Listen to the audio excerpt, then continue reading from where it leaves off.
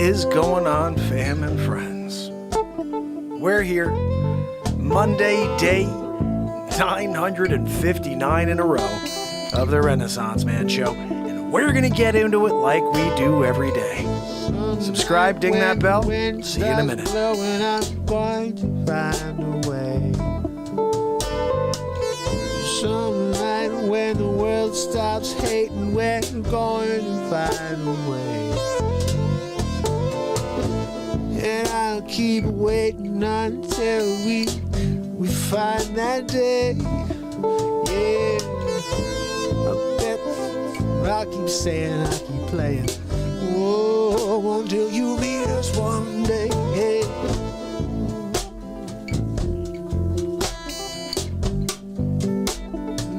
Time to stop the hate.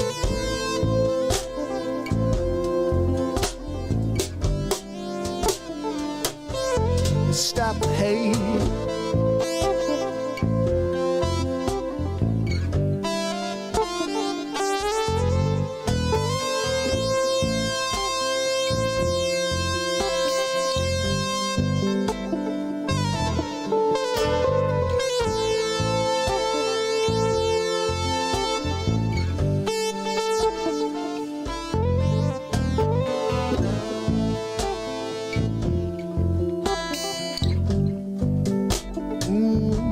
Let's stop the hate, hey, yeah.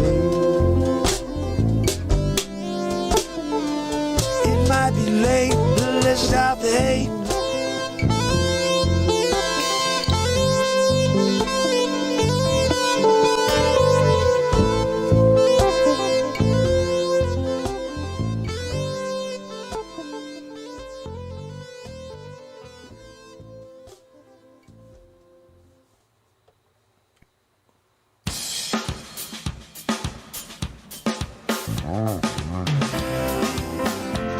It's Monday. It's Mark Pires. And it's Renaissance Man. I'm here to ease my mind and help my living. It's Renaissance Man. It's the daily variety show, Mark Pires Renaissance Man. I'm here to connect with you, to amplify your current state, and I'm here with you on day 959 in a row of the Renaissance Man Show, and we're going to get into it just like we do every single day. So make sure you subscribe, you ding the bell, because I don't know what we're going to do, but it's going to be something special, something in the moment. It's where we live. And you know, sometimes it's not the easiest thing in the world to get right into the moment. You know, I always try to. Sometimes right off the bat, we're there. We're in the moment. Other times I'm trying to kick myself into the moment, if that makes sense at all, like right now. I'm trying to get myself to here. I gotta get the rest of the day to just fade away. And then when we're here, everything else just disappears. And that's what this thing is with the third jabberoo. So hold on a minute. The first two didn't work, so let's just throw a third one in the system, see how that one does for you. Not a good thing. You know, I just keep thinking, I heard about something about this immunoresponse. Like, if you get it wrong, like, it's a worse response if the thing actually comes at you. And that's what I feel like is going on. And then they're like, no, we gotta get you, all of you. Keep getting them. Throw one in your arm. And then let's get 3 more. Like, every 3 months, you're gonna be like, no, we need another one. And I think that the blood is getting messed up from this on one shot. Forget about 3, but the blood is being affected. I saw a story, I saw pictures. Could just be fake news, but I don't think it is. You know, prior to, and then like, I think it was something like 241 days later, tested the blood. And it doesn't look right. It does not look right. So, all I'd say is this. If you find you're in a situation where you need that third dose, good luck, my friend. And you may. Someone who's, say, like 65, 70 years old, and has some comorbidities and may potentially need that third dose-aroo, you know, that's great. But this idea that, you know, I think we just need a more, like, you didn't get it right. So now you just want to keep trying to double down and see what happens. Like, I just think this is like the biggest, like, sample test in history. It's unbelievable. Everybody's just going along for the ride. So what could go wrong? More people die. You know, I saw a video the other day, kind of, it really shocked me and scared me in a way, because this is like an ER doctor, and he's saying that whenever he comes in and he's like, hey, we got a potential CV patient, he's like, people jump. They're like, oh, let's go, we gotta go. When you come out and you say, I have a potential Facce injury, he said they roll their eyes, they laugh at you, they ridicule you. He's like, you can't even present a report because most times they won't even deliver it. We know that with VAERS. So what are the real numbers if hospitals are rolling their eyes at doctors who are saying we have a Facce injury? Let me get it. Zabrowski gave us an awesome woohoo. Zabrosk, that was a really good one. Let me ask you, I know we're here on a Monday and we're just kicking it, but any interest in chilling for the night? We're going to get into some stuff. I don't know what we're doing yet, but you want to hang out? I mean, we could just kind of chat or, you know. No, I get it. No, you got things to do. No. Makes sense. Long drive back to the city. I get it. And that's cool. No, Zabrowski, pick your checkup at the door. Yeah, no, just tell Joanne, she'll validate. Anyways, I love doing that with Zabrowski now. We never did that with Zabrowski. That's a more recent thing. We used to just get the woohoo and be like, there's nothing better than a woohoo. But now I'm talking to Zabrosk. He's the wall. I got a Zabrowski as a wall over there. That's where Sonny used to be the wall. Now Sonny's over here because of the way the green screen sets up. Sonny! Sonny! Nobody can hear you through them stupid cough cup. Look at that. Look at them fists. Them fists are scary. Hey, Sonny! Let me ask you a question. You must have been a heck of a fun playmate when you were playing rock, paper, scissors. Rock, paper, scissors. Knocked the kid into freaking Detroit. He was there in Chicago. Rock, paper. I'm sorry. I got fists the size of the town. They call me in to dig holes. I don't dig them. I just punch the ground really hard. Sonny! What are we doing? Come here, Renaissance fam. You gonna disrespect the Facce? I can't fix you. Oh, thank you, Gino, for espresso. The piping hot smells like heaven. Gino, I got an espresso. Where's my biscuit?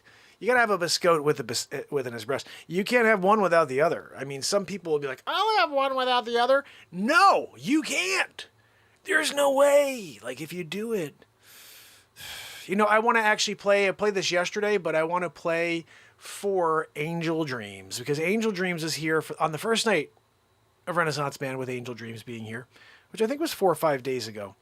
I always like to bring you guys into the show. I mean, this is an interactive platform. We're here to connect, and we're here to remind ourselves that the world sucks. Let's be honest. Not the idea of living. The idea of living is amazing. The fact that we all get to live is a wonderful thing, and I hope you got my message yesterday that you are such a winner in a dire and dark, deadly world.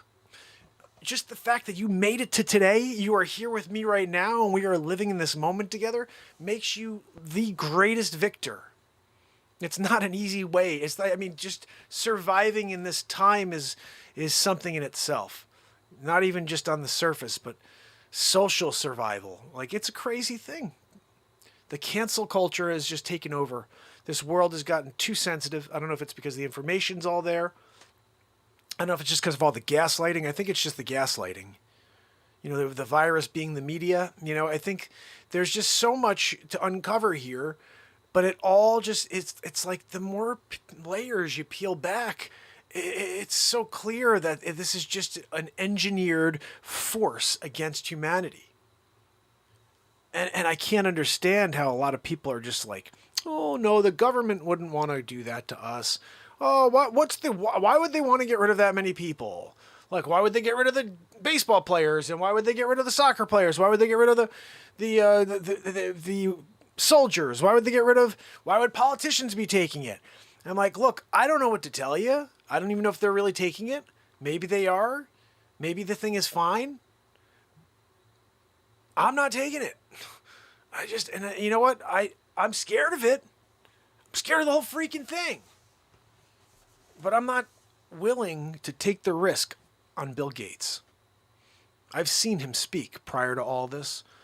I've seen what Facce said and what he continued to say and change his mind. And so, look, I even remember early on saying, guys, okay, it starts with 2, and then it's just going to be like, you got to keep getting another one every 6 months or every year. You got to go and get the booster.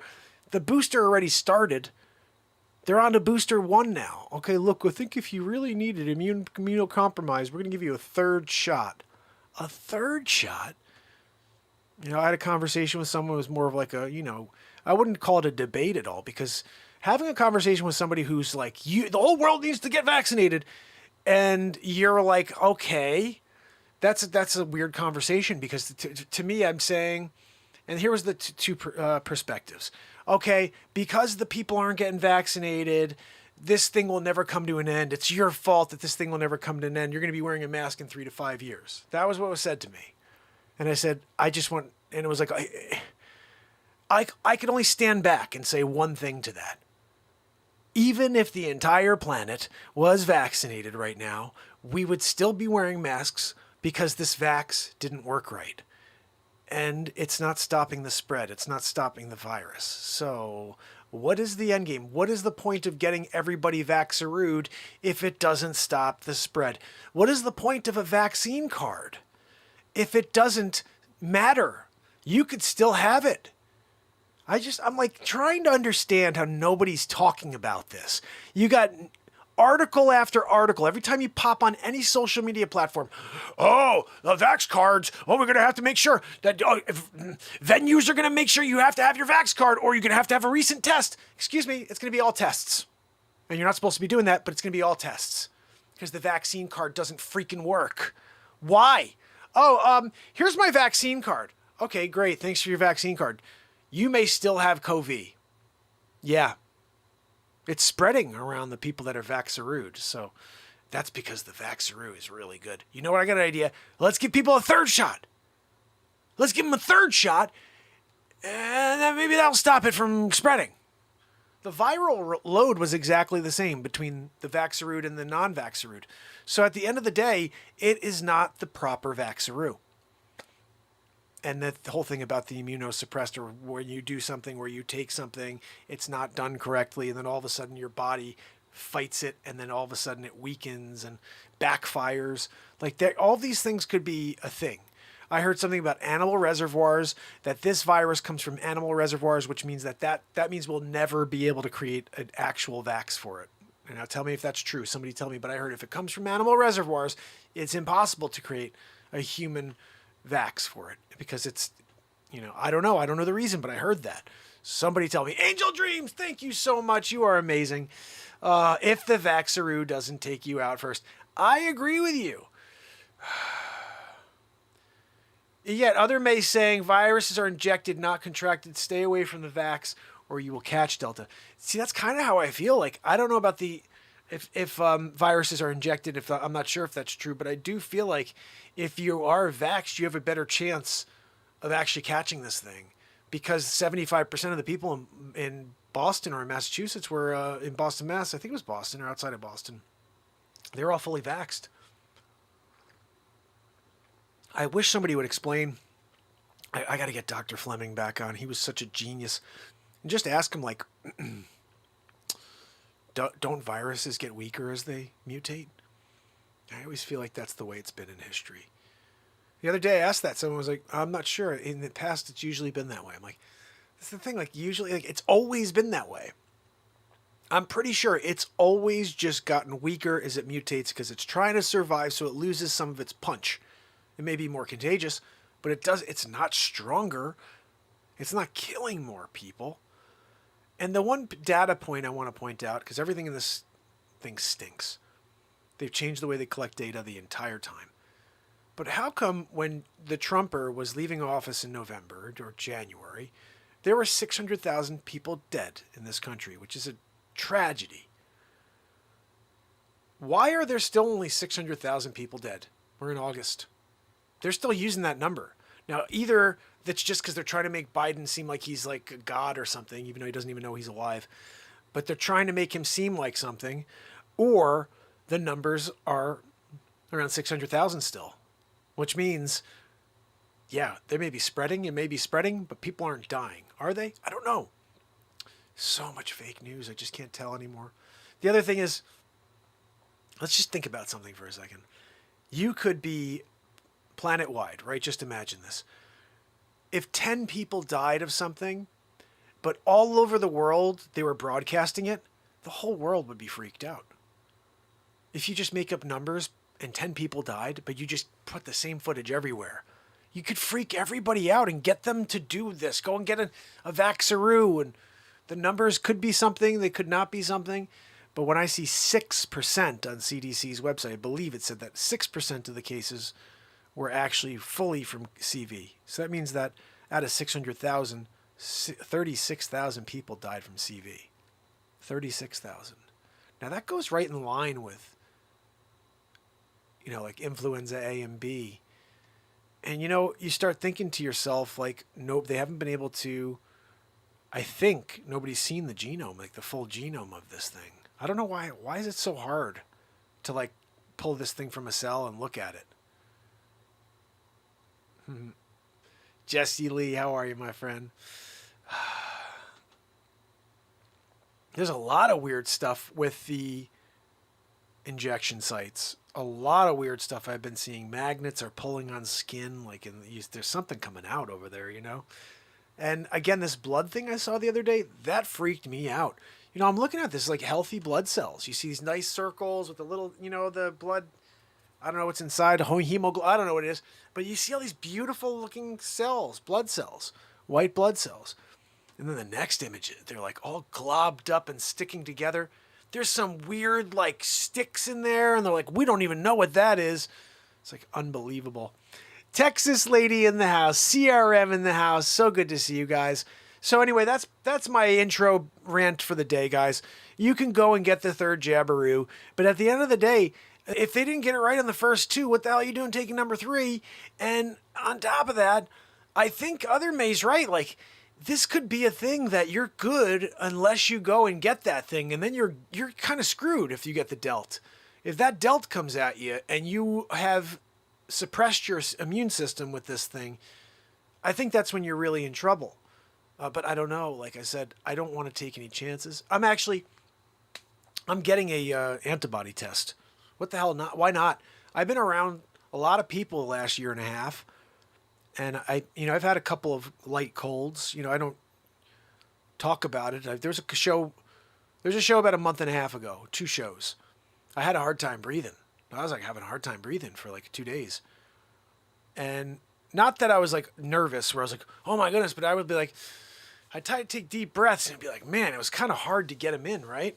And I told my wife about it. She goes, go get a CV test. I'm like, no, are you kidding me? Why? So I could have them tell me false positive. You've got it. I'm like, no, I'm good. You know what I mean?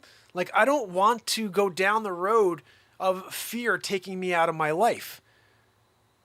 If this comes at any of us, the one thing I will tell you is you got to find the strength within you to live at a higher vibration in order to beat it. I don't know if there's a way to do that. I don't know if viruses can be beaten by the human spirit. But if you go at it with a fire, you may be able to take it out. I'm pretty sure if you just lay down and just let it take you out, you're going to go. Like, you would just lose control and just give up. So you've got to find a way to, I heard it's so hard. Like, I've heard people can't even move. They've got no energy. They can't even get out of bed. I'm like, man, that's crazy. Like, this is coming from somebody who doesn't know anything except for jumping out of my skin in every single moment. The idea of having that little energy scares the hell out of me. But again, it's either get bioweapon or take bioweapon. I'd rather just go and not get either and hope that works. I hope I can stay away. You know what I mean? Because I just can't. You know, this idea that you could take this Vaxaroo and that's it for you, buddy. Something happens to you a day or two later and you're gone. But you could have also been okay from getting CV in 6 months or a year, or maybe never ever. And you took your life by taking that, essentially. So I could theoretically be saying, oh, I took my life by not getting the Vaxaroo. You know, that thing comes at me and I'm that unlucky lottery guy. I almost feel like when it comes to this Vaxaroo and it comes to this virus, it's an unlucky lottery situation on both ends. You're the guy who could be like working a finance job, doctor, doing whatever. You take the Vaxaroo, a day or two later. Hank Aaron, a couple days later, you're done, right? I think DMX, they said too, went that way. Like he took it and a week later he died. But anyway, regardless, Hank Aaron dies. He's like in his 80s. He was good. Then he takes it and like 3 weeks later he's dead. I'm sorry. That's not an old age thing. He was good. He was good. But you have the opportunity to live a life and take something on head on, right? And maybe these treatments work. Maybe they don't. But maybe the vax works and maybe it doesn't. The irony that you're believing the people that work for us, essentially, but you're believing them just like wholeheartedly. Oh yeah, no, I know they have good intentions. I can pretty much guarantee to you that Anthony Fauci does not have good intentions. That guy has held on to his job for so long. He didn't want to give it up. There's some great clips of him, people trying to get him out. He's like, no, I'm not going anywhere. The guy's a piece of garbage. The problem is when the media decides to put someone on that chair and hold them up and say, yeah, the whole world believes it. They throw incense and myrrh, or whatever the hell you call it, at him. Are you kidding me? The guy's horrible. Horrible. I'm Dr. Fauci. Yeah, we know you're Dr. Fauci. You're a fraud. This guy, Kerry Muller, Kerry Muller. He's the one who invented the PCR test. And he's like, you know, he's talking about the whole AZT thing that happened with Fauci. And he's like, this guy like created this, or they pushed this drug because it brought them out of the red and into the black at the CDC. But they knew it wasn't going to help. It killed a lot of people that had AIDS. That was all Fauci. Fauci literally killed a lot of people in the 80s during the AIDS pandemic. Over 6 months of time he let go by and they killed people. Judy Mikovits had written a paper about what would work. And they took all of her science and they released that drug 6 months later. And then they fired her. And then now they call her a quack. It's amazing. Like I said, this idea that they can just cancel anybody they want. That's how much power and money they have. They just push people and, you know, hey, look, we don't like her anymore. She has some information that could bring us down. So let's cancel her first. So no matter what she says, people will be like, yeah, but that lady's a quack. They do it every day to every single person. It's such a sad thing because nobody's one-dimensional. They make everybody one-dimensional and everybody's like, yeah, that guy's exactly like that. She's exactly like that. I'm like, no, nobody's exactly like the one thing you saw. They may have done that one thing in one moment, in one day of their life. And you're judging them on it. And the problem is I can't fault you. It's just the media's the problem. They're the virus. And they continue to push this because what it does is it distracts us. And the more days they can get from us, the more moments they can steal from you, they win. They know that the only way that you could beat them is if you find a way to shut them off and turn on your moment.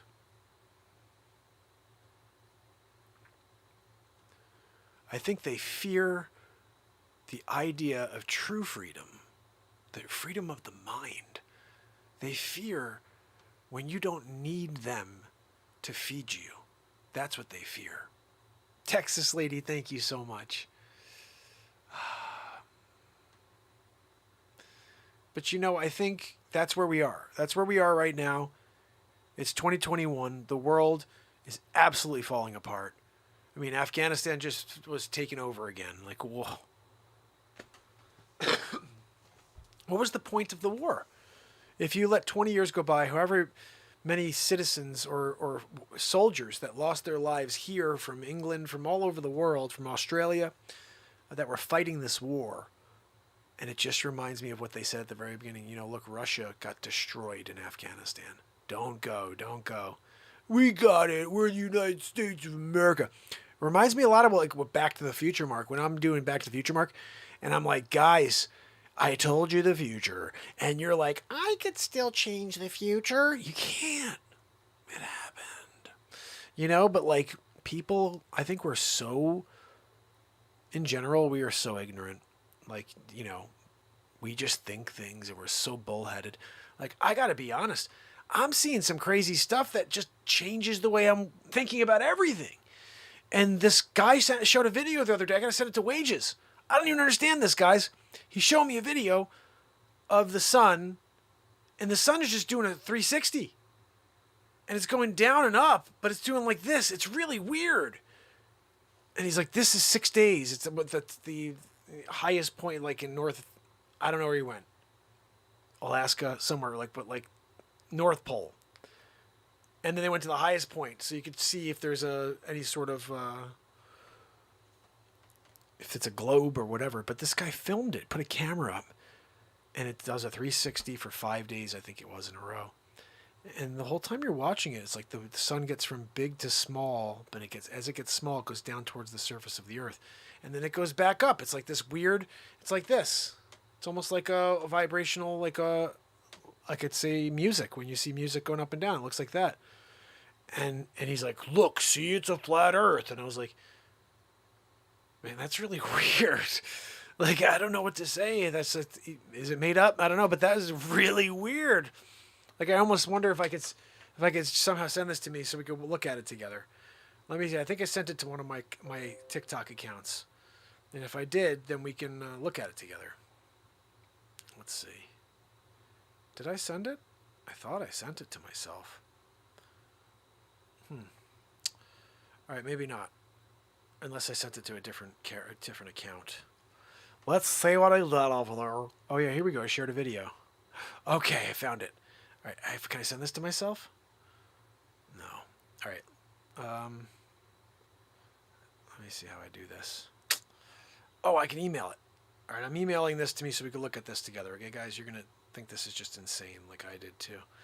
Like 5-day time lapse in the Arctic is what they say, okay? And then you just look at it with me and we could talk about it for a minute. All right. Yeah, let's see, Jesse. We're gonna watch it together. You guys tell me what you think. This will just be a very interesting little video to check out. And Texas Lady, thank you so much for your donation. You were awesome. This right here is something I saw on TikTok today, and I was like, I gotta save this and send it to Wage. Just to see what he thinks, because this doesn't seem right, you know? All right, here's an eye-opener vid. All right, how do I save this? Let's see. Oh, you know what? I'll do it like this. I can put this in the middle of the screen, and we can just look at it like this. Oops. Okay, I'm going to put this on here and do our special thing we do. Let me do this. Okay. So. Now you're not going to work for me?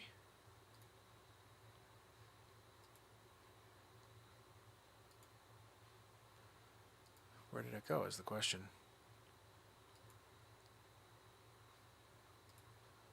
Huh. That's why. Let me just open it up, I guess. All right, here's an eye-opener video. This is a 5-day time-lapse up in the Arctic. Okay, you see the sun is going to go down. It's getting smaller. And here, it's not going down, it's coming back around. Notice that the camera is moving 360 degrees. 1 day has passed.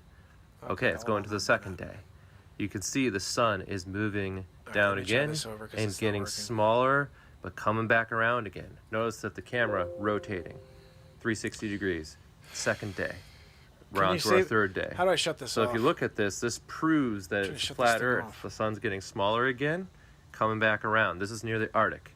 Now, if the globe theory held true, this is near where the access point of the globe would be. So the sun. All right, let me put this back on. Sorry, guys. I was just getting annoyed listening to this guy talk.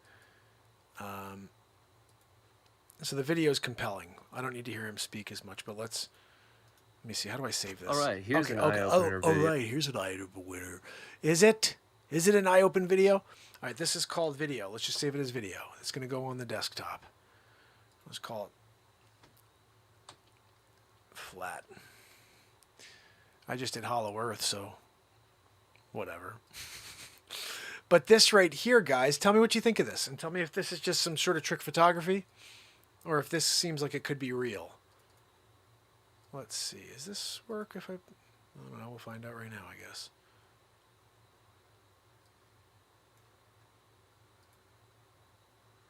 Where'd you put it?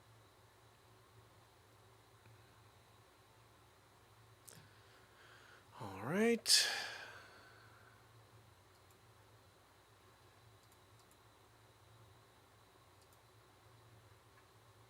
Okay, here we go.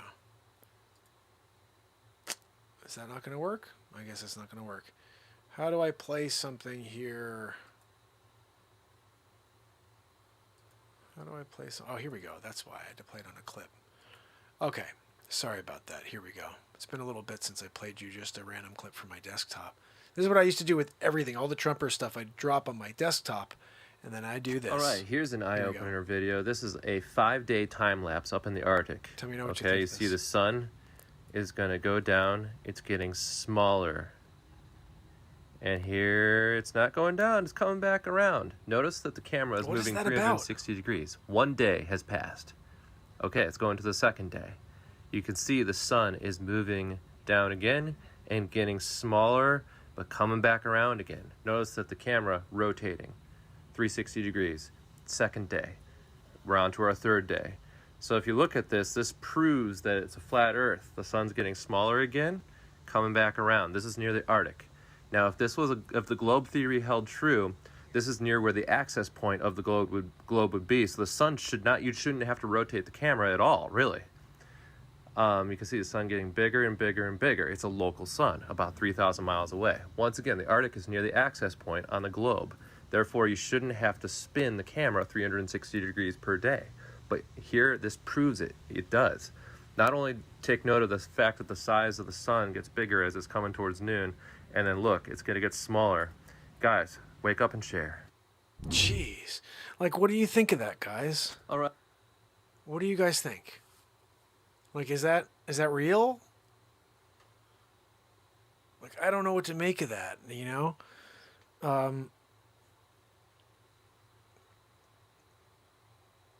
It's just a weird thing. You grow up your entire life. They're like, yeah, they used to think it was a flat Earth and you'd fall off the cliff. And then you're like, yeah, but then they figured out it was a globe. And then you see all these photos you spend your entire life. And you're like, then you hear some basketball player says that he believes in flat Earth. And you're like, what a stupid idiot. But then you see something like that. And you know. Oh, Hilly says, okay, I'm a pilot. I've flown around the world. It's round. Okay, good. Like, what is that, though, Hilly? What is that? Like, what is that idea where it goes down and around and... Like, something I do know is true, and tell me if this is Hilly, is when you are in the air, this is how Kobe Bryant died. When you're in the air, you have no reference of you're going up, down, left, right. So if you were flying and you think you're going in a circle, are you just, I don't know, or maybe you are. I don't know how it works. I have no idea. But they were saying, Hilly, maybe you can put us this all to rest right now. But they said without fisheye lenses that there is no curvature. Like if you're flying, you don't see any curvature while you're flying. Is that true, or do you see curvature? I'm curious to see what Hilly says, if he's seen curvature. Because if you've seen it, then you know what I got to say is kind of funny. Was it like 3-4 weeks ago I saw this conspiracy theory, and it may not be a theory, on the moon landing and all this other stuff and astronauts and NASA. And they start showing all this footage of like they're wearing wires to hold themselves up, and you could see them holding onto the wires and keep them. And you see bubbles. Like I even saw bubbles in Richard Branson's flight. If you look at Richard Branson's flight and you get to the part where they're up in space, they're like, oh, look, I'm in space. And you see bubbles. And like, I thought there's no Like bubbles, that's in the ocean, right? Am I crazy? Oh, I gotta find that now. Hold on. We're gonna do this together. Let's find Richard Branson.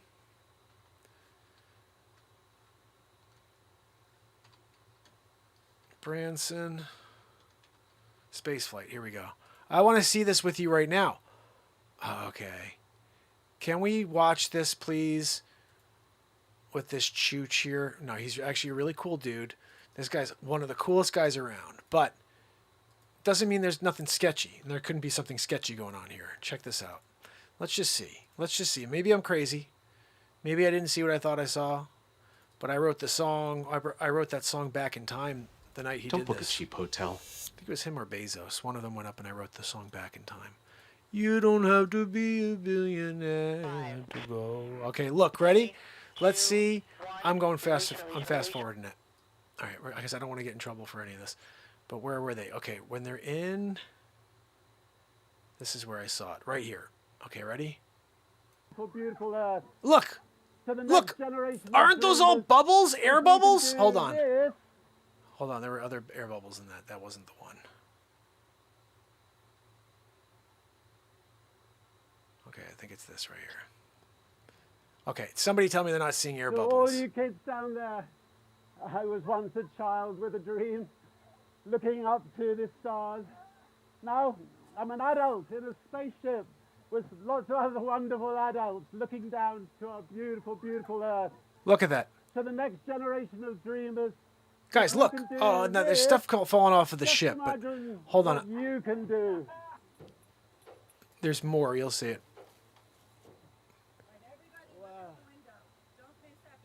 Oh my God. Show us outside again, Branson. Woo! Oh my God. Okay, look out the window. See if you see any bubbles. I know I saw bubbles. I thought it was when he was giving that speech about little kids. Oh, this is unbelievable. This is too unbelievable. I'll tell you, that's still... Oh, right there! Tell me those aren't water bubbles! What are we doing? Are those not bubbles? Look at the bubbles! Like all over the place! Come on! Are you serious? Like, what is that?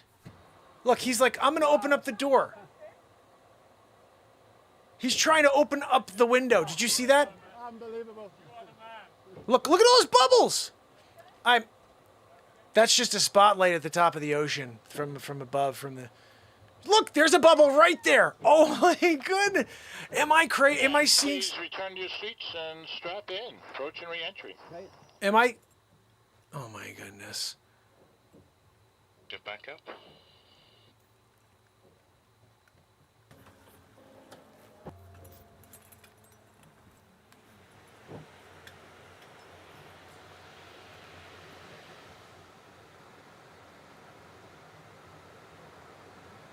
Okay, let me ask you a question.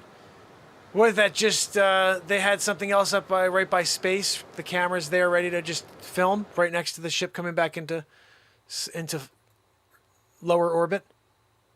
Had to, right, Sid? I mean, that to me, I don't know, guys. I saw bubbles like crazy. I remember seeing that when I was like, there shouldn't be bubbles in outer space. You know what I mean? Like, I don't... Branson Bubble Boy. Yeah, Kim's got it. Branson is Bubble Boy. Oh my goodness, guys. Well, okay, we are 40 minutes in. We haven't had a piece of music, hadn't had a piece of comedy. We ranted and raved. We watched Richard Branson. We watched that crazy flat earth thing. I don't know what the hell that was about. I'm glad I showed it to you. I don't know if you guys... I don't know. That was just weird. That was just weird. And of course, Bezos went as well. I went to outer space as well. And I went first. Who went first, Branson or Bezos? I forget. I went with my brother, Bezos, Mark Bezos. Oh, you did? You went with Mark Bezos? Bezos. Can't stand that guy. Actually, another thing. I don't not like him. I think he's a kind of an amazing entrepreneur. The fact that he was able to get himself to where he is. It would be nice if he did some more for the planet. I mean, whatever. But I'm just saying. Jesse, what do you think that is, though? Do you think that that's... Like, what do you think the bubbles are? That's what I thought at CRM, is that they're underwater. Like, it just seems like they could have filmed the underwater thing and then... You know, let me ask you guys a question, because I don't know the answer to this either. If you go down below the surface of the water to a really low depth, is gravity the same as when you're in outer space? And maybe you float around in a ship when you go down 3,000 leagues below the sea or something like that. I don't know how gravity works below. Maybe it gets even, they say it gets tighter, like that your head will explode. But there's something weird there. Something weird.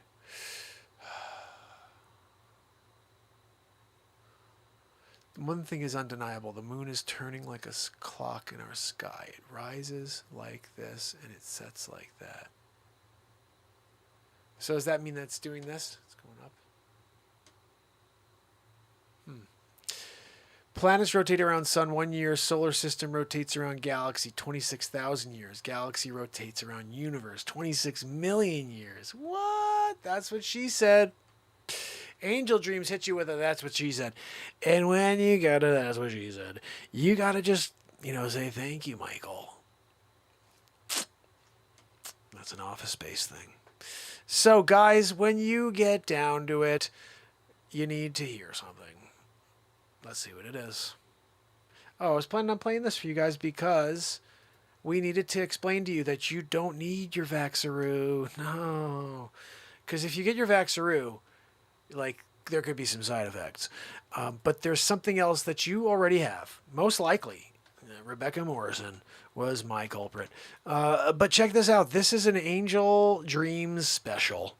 And I hope you enjoy it. Do you love shopping? At QVC, we do too. Join us for new deals every...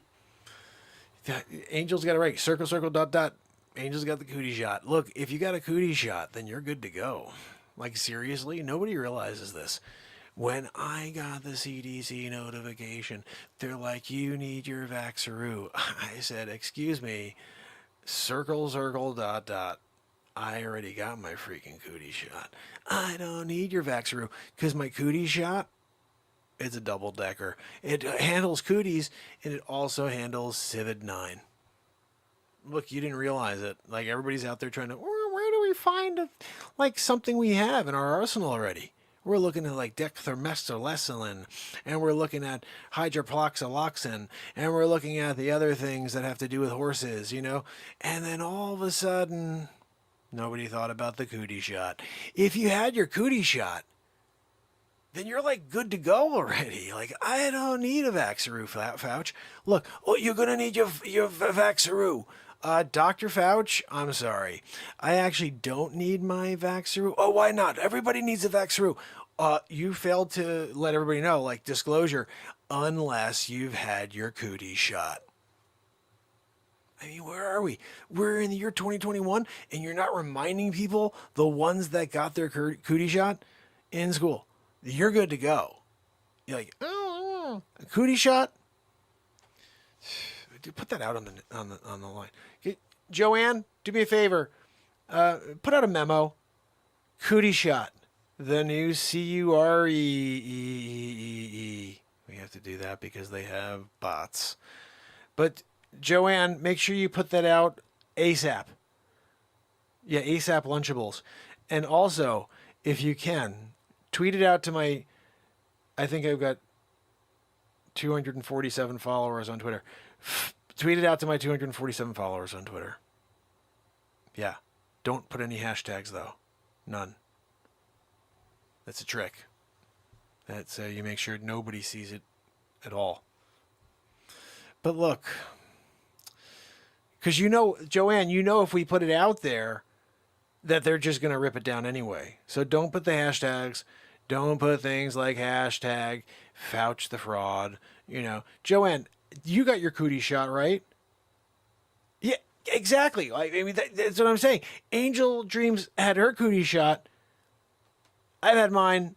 You've had yours. We're like 100% right now. I'm pretty sure if you took a poll, you'd probably find that at least 73% of people have had their cootie shot. I did a circle, circle, dot, dot. When I think it was third grade, the first time it was Rebecca Morrison. She came over and she's like, you got the cooties. And I said, circle, circle, dot, dot. Now I got the cootie shot. And I've been good ever since. You can't mess with a guy who's got his cootie shot and then tell him that he's got to also get a Vaxaroo shot. I'm sorry. Wait a second. You want me to take your experimental, like medicine, like, right? Instead of me having the time proven, right? This is through history. We've seen this in history. The cootie shot has held up through time. And you're going to tell me that, no, you need a Moderna. No, I'm sorry. I don't need anything from Bill Gates. I don't need Bill Gates. I don't want Bill Gates in my arm, okay? I got a cootie shot way back in the day. Rebecca Morrison. It was her fault. But I took the shot back then. I'm not taking another one. Fraud she. Look, seriously, when you're out there pushing yours when I already had the most thorough shot there is. You're talking about like measles, mumps. No, I had the cootie shot, and now I'm good. Yeah. So I want to thank Angel Dreams for reminding me that I have already antibodies within me because of the cootie shot. When you've got cootie shot antibodies, you're good. You heard it here first in the Renaissance Man Show. Thanks to Dr. Angel Dreams, who has filled us in. Dr. Angel Dreams is also going to be live tomorrow with Dr. Oz. Yeah, they're talking it out together about this new concept. So if you want to tune into that midday, what time was that again, Angel Dreams? I think it was like 3 o'clock. You're on with Dr. Oz, and you guys are going to talk about how you can literally curb this pandemic. Yep, with one simple phrase. One simple question, really. Have you had your cootie shot? By Menon. Oh, yes. So, Angel Dreams, so happy to have made that clip for you. First night on the show. So I got to play this for Wage. Wage, I played this for everybody. I was saying it. I'm like, I got to send this to Wages because this is just so weird. I don't understand what this is. It has to be fake, right? So I'm going to play it for you. Let me know what you think, Wage. Just give me an explanation so I can explain to the world what we're seeing here. All right, here's an eye-opener video. This is a 5-day time lapse up in the Arctic. Okay, you see the sun is going to go down. It's getting smaller. And here it's not going down, it's coming back around. Notice that the camera is moving 360 degrees. 1 day has passed. Okay, it's going to the second day. You can see the sun is moving down again and getting smaller, but coming back around again. Notice that the camera rotating 360 degrees. Second day. We're on to our third day. So if you look at this, this proves that it's a flat Earth. The sun's getting smaller again, coming back around. This is near the Arctic. Now, if if the globe theory held true, this is near where the access point of the globe would be. So the sun you shouldn't have to rotate the camera at all, really. You can see the sun getting bigger and bigger and bigger. It's a local sun, about 3,000 miles away. Once again, the Arctic is near the access point on the globe. Therefore, you shouldn't have to spin the camera 360 degrees per day. But here, this proves it. It does. Not only take note of the fact that the size of the sun gets bigger as it's coming towards noon, and then look, it's going to get smaller. Guys, wake up and share. I don't know, Wage. What do you think? That was just weird to see. I've never been, I've flown, I don't know, 2 handfuls of times in my life. Never been up beyond like whatever 33,000 feet whatever you fly when you're heading to Florida or wherever else. I look out the window, see the lights below, that type of thing. But I don't know what the hell that is, none of it makes sense. There's so much stuff. There's so much. It proves even morons have cameras. You know what it is too? The thing is, I was trying to, while I'm watching that, I think the easiest explanation is probably what CRM said. It's probably a simulator where they just on a computer, they have this, they can make it run like, okay, well, what if it was a flat Earth? What would it look like? You'd be like, well, it would look like this. Oh, Mark, they are completely leaving out the fact that our axis is tilted 23.4 degrees. So what does that mean exactly for the viewing of what we are seeing there? 23.4 degrees. So we're like this, essentially. Or, yeah, like this or this, whatever you'd say the 23. I think it's this. Let's see. Let's see what Wage says about that.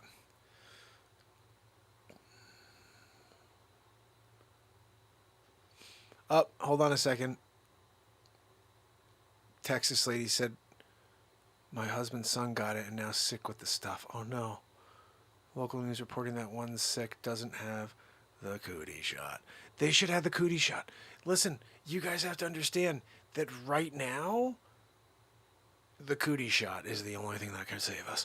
The only thing that can protect us.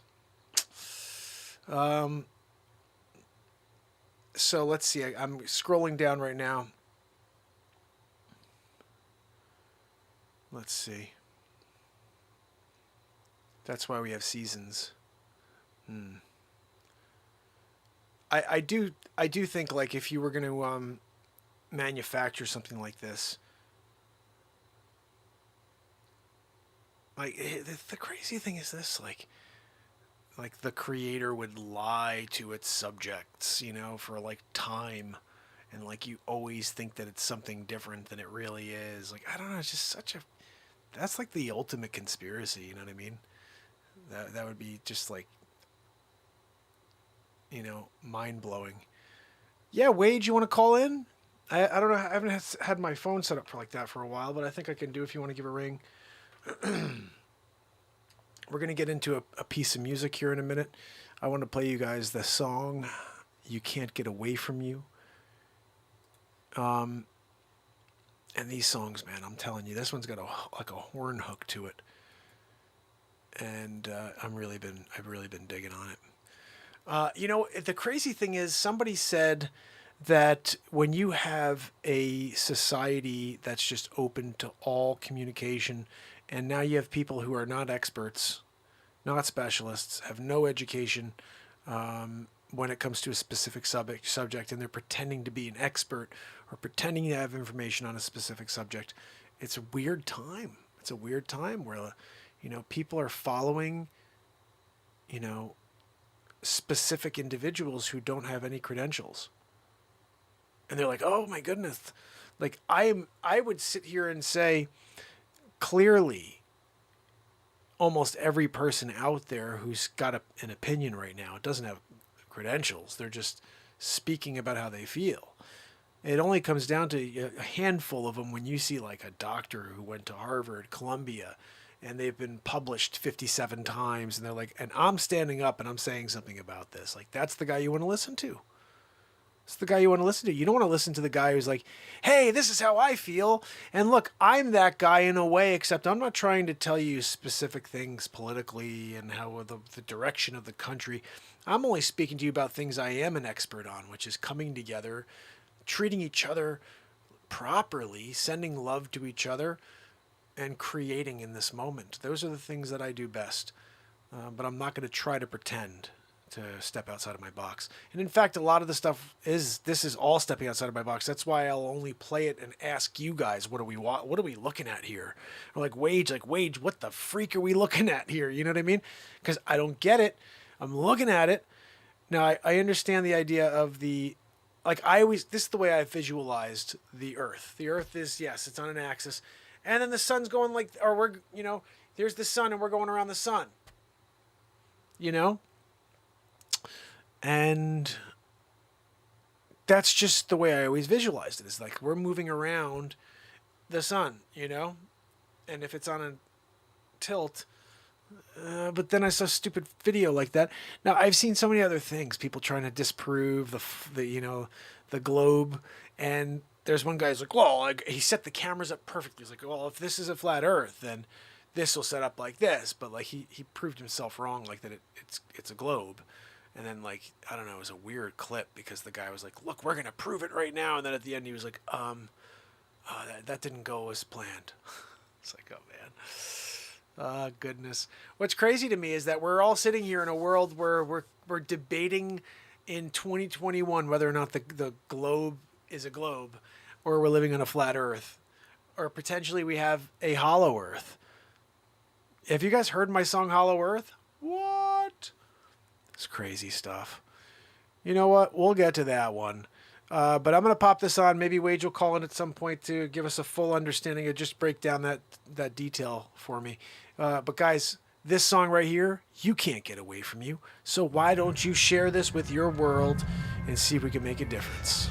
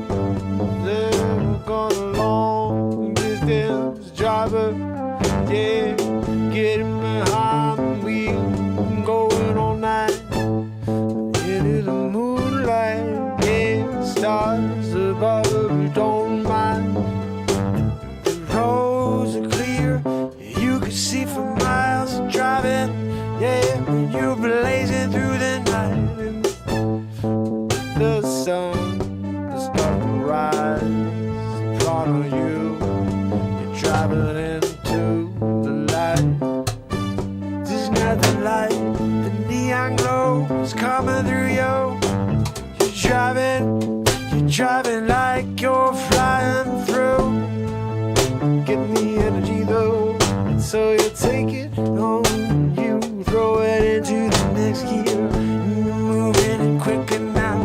You got no fear, cause no one's out on the road yet. Yeah, you're gonna take it as long as you get. Before we clog up, yeah, it's like this pandemic's all over. Yeah, every bag out on the road, and it's slow like a rover. Yeah, you're sitting rolling over.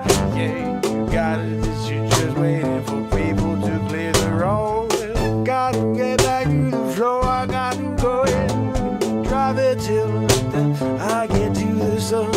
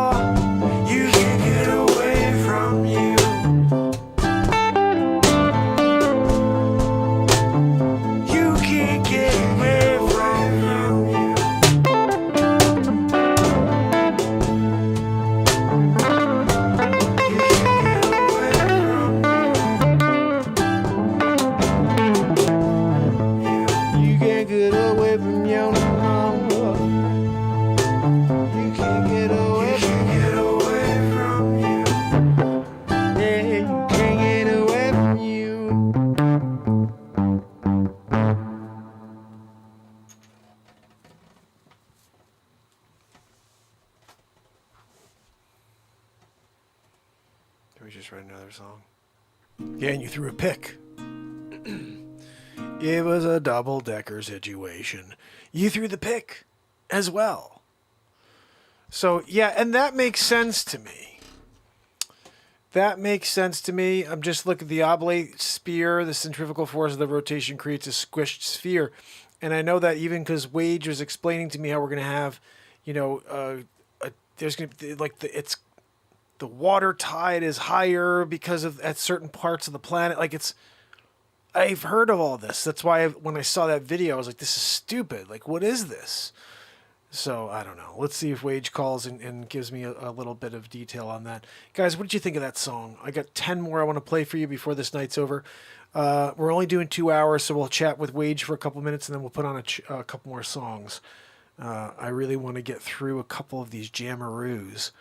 That song right there, whew, that'll be on this album coming up in 12 days, 13 days.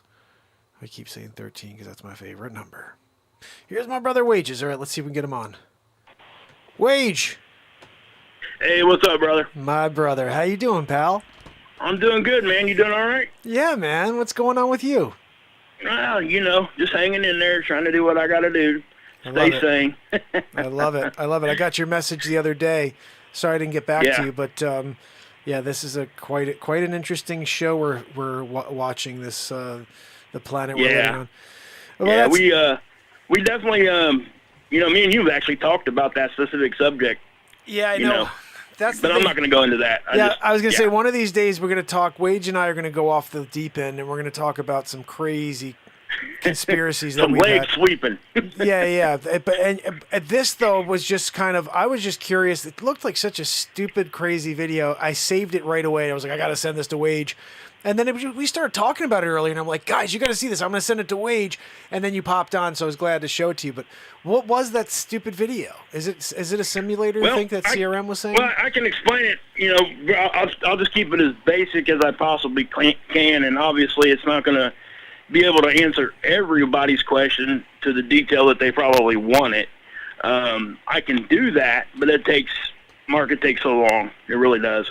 Just it the would basic... require a model to show you and all those kinds of things. But most of us, I guess what I would say to explain what you were looking at there, a lot of it has to do with just spherical mechanics. When you're on a ball and you're looking down, and you're rotating, you're going to change size. What you're looking at perspective-wise is going to change size. Plus, you have to actually understand how light is interacting, number one, with our atmosphere, and how the light beams themselves, they become almost directly parallel when an object is far enough away from you.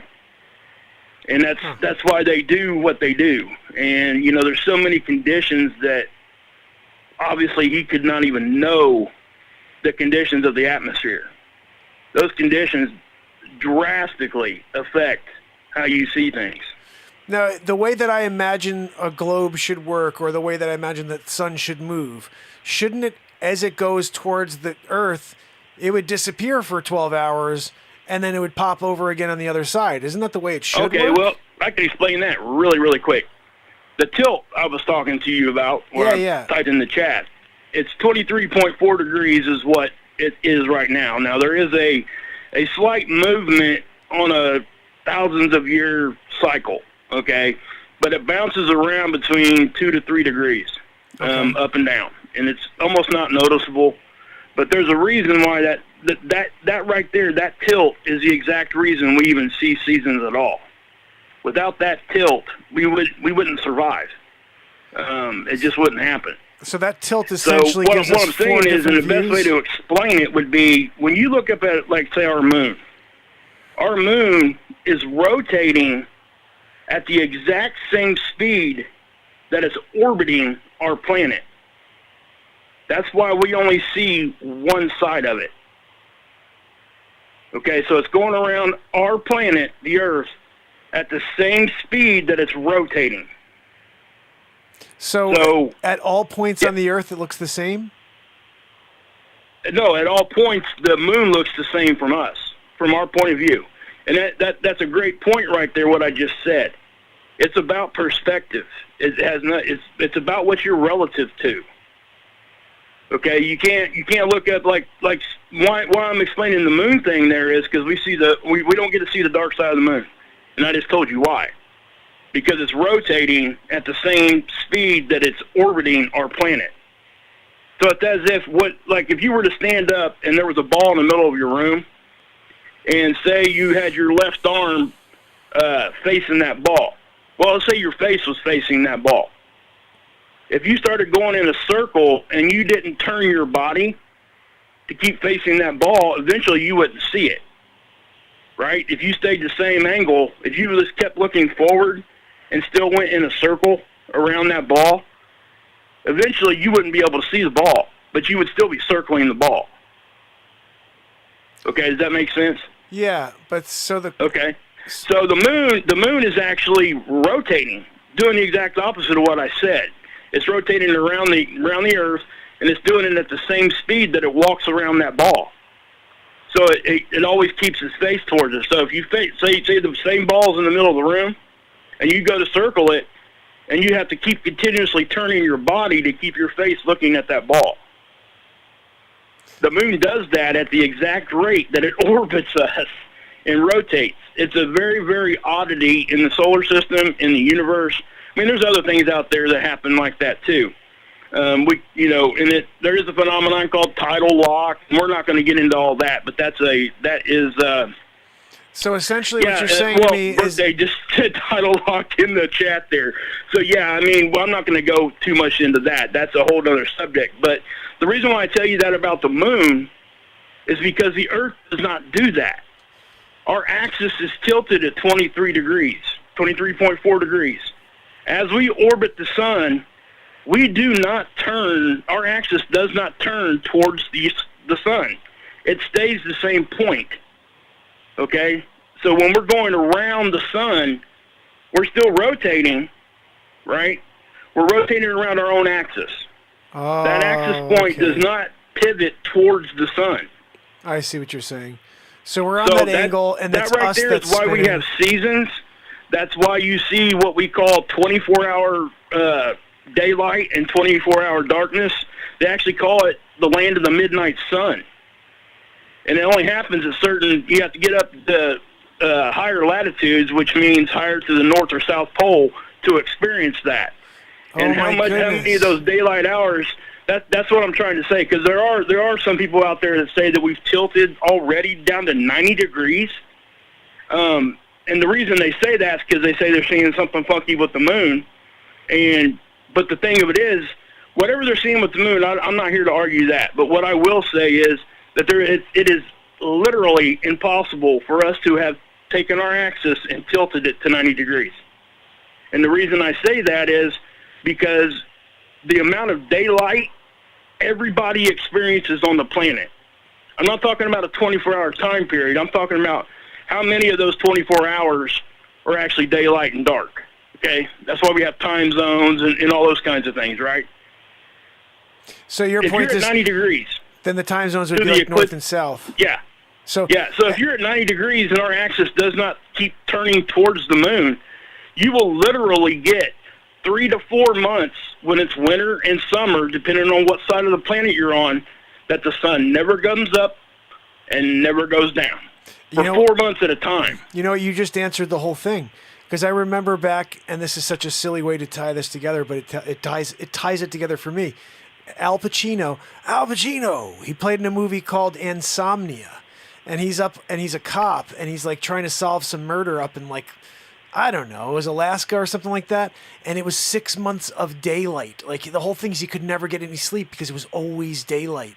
So you're right. Right. So maybe this guy is just filming it during that one of those periods. He's like, look, it's a flat Earth. But the reason it's doing that angle. He's filming from a latitude that is high enough that he's experiencing 24 hours of daylight. That's what he's seeing. Because did you notice how the sun went up and down like a roller coaster? Yes. The reason why is because that is the sunrise and sunset. It just doesn't rise. It just doesn't set far enough down because the angle isn't correct. Because it doesn't go below the horizon. Because that 23.4 degrees Right. the wobble or whatever. So you call it? if we were like, just for instance, like say our axis wasn't 23 anymore, and it was at 0. Okay, basically we're standing straight up and down. That would mean that everybody on the planet would have 12 hours of daylight and 12 hours of darkness. Any tilt at all would change that. So that's why, and you talked about people that, that do research or have like credentials or whatever, and that's a great point.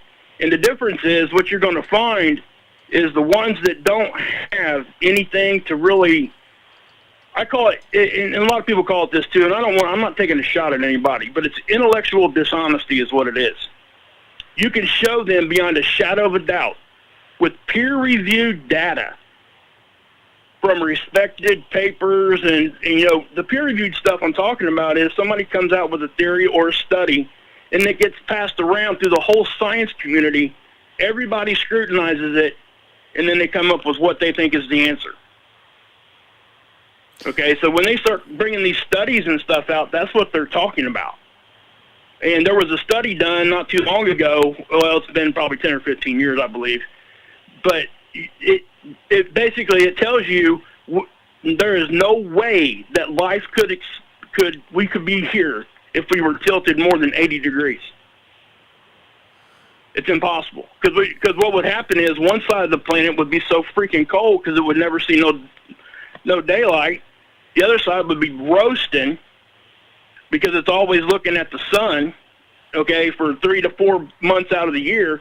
And then at the fall and spring equinoxes, that's when everything would be normal. You would get 12 hours because we're rotating. Okay, we can't forget we're rotating on our axis. That's the whole point.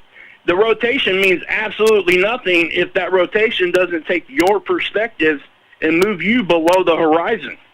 Does that make sense? I mean, I hope it does. No, it does. I mean, a lot of it makes sense. There's something, Mr. B had a question here that I think was, he said it could still be tilted at 23.4 degrees and then tilt the other direction. Something has to explain why the moon is facing upside down one part of the day, and it's the problem with that, and I'm not, again, please don't take this as me going at anybody. Yeah, of That's course not not. what this is intent is. Okay, No, we're just having I don't want to upset anybody here. It's not that at all. The problem with that is if it's actually moving that fast and that long, our oceans would just slosh right out of their basins. Our tides would change drastically. There would be no question. And number one, if it was moving back and forth like that, our daylight hours would change continuously. We wouldn't have a set, quote unquote, daylight amount of hours we see, right? And how can I prove that? All you have to do is you look at your time zone where you're at right now. So have you lived there your whole life, Mark? Yeah, basically in the tri-state area. Okay, right there, basically right around the same latitude line. I mean, you're close enough, right? Basically, what I'm saying is, how much daylight is normal for where you live, right? Yeah, no, I do. I know what you're saying. So if you look back to like when you were a kid, was it the same? I think it's always been relatively the same. I mean, it changes that's couple what I'm hours trying to here. say. Yeah, like we do have. You're right. We have the roughly 12 hours of daylight here where I am. The question really comes down to, like, you think about the moon itself. How do we know, for example, that it is even rotating and not just like being pulled along with us? And because I can't understand this concept that it's rotating at a speed that's always facing us, but you never see any other sides of it. That doesn't make any sense because it has to be spinning. And if it is, then there's one spinning, moment. But it's orbiting the Earth at the same speed. But there's other parts of the Earth. You know what I mean? No, you're missing my point. It's like I said, if you put a ball in the room, say the ball's the Earth, okay? And you're looking at that ball, right? Pretend you're the moon. And you start walking around that ball, and if you keep your face right at that ball, the ball never sees your ass, right? Sorry about my language there, but it never sees your butt. But it never That's sees my... exactly what the moon is doing with us. So that's a good point. So you're saying you're walking with it and looking at it. Your face is at it. So it's not. It's not the rotating. The rotation of the moon would be you rotating, pivoting on your central axis point, and then the movement of you going around that ball would be the orbit of the moon. And it's going in such a synchronized way, they match up to where we never see the backside of the moon. So here's what I'm thinking, and this is why, because if you take that same concept or that theory, so you have a ball in the middle of the room and you're facing it, you start walking around that moon, but to the concept you're saying, you would have to be spinning yourself as you're going around that room, and at points, that circle in the middle is going to see your back. You know what I'm saying? Because you're spinning as you go around the room. So at all points, there's a part of that globe in the middle that's seeing your other sides because you're spinning too. So my theory is that it doesn't... No. Doesn't work that way, man. But why doesn't it... Because you're pivoting. You're turning. It's like this. You ever stuck something behind your back, hiding it for somebody? Yeah. What do you do to keep them from seeing it? You show them your face, your front. You keep rotating, right? You're spinning to keep them right in front of you, right? That's exactly what the moon is doing when it orbits our planet. It's orbiting. Okay, the biggest thing here to remember is it's orbiting, which is the movement of the moon itself going around the Earth, and the moon is spinning on its axis. It's rotating. Those speeds match up to where we only see one side of the moon. So both the planet and the moon are moving at the same time at different speeds, but they wind up being where that face is always at the Earth. Yes.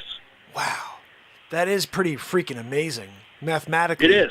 It's an extreme. It's number one. It's a rarity, but there are other moons out there that do that. It's not. They call it tidal locking, and I could go into all that, but that's a whole other thing.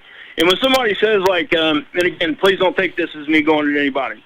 But when somebody tells you that the Earth could actually tilt and then tilt back and keep tilting like that at drastic ways to where it would actually cause an issue for what we're seeing, all you have to do is get a bowl of water, start walking down the street, and stop real fast. What would happen? Well, everything would flip and flop. Yeah, the water would fly out of the bowl. Yeah, you can't. You see what I'm saying? Yeah, if you you're kept right. it say you were holding it, didn't move your hand, and you just abruptly stopped and actually went the other direction a little bit, the waters would just be sloshing around. And a lot of people don't get this, but the moon actually helps keep us in the correct orbit around the sun. Interesting. So one day when the moon takes off, it's all bets are off at that point then. Yeah. And again, and like I say, here's the biggest problem I have with stuff like this is the fact that I can show people data all day long. I can show them this is this is that, this is this, and none of it can be disproven. Okay, I can't 100%. None of us can say 100% on anything. Okay, that's just how I believe. Always you have to stay open. That's science at its core. You have to stay skeptical. You have to challenge things to even see if you're learning anything new. So, any discussion that people have, as long as it stays respectful, I always entertain it.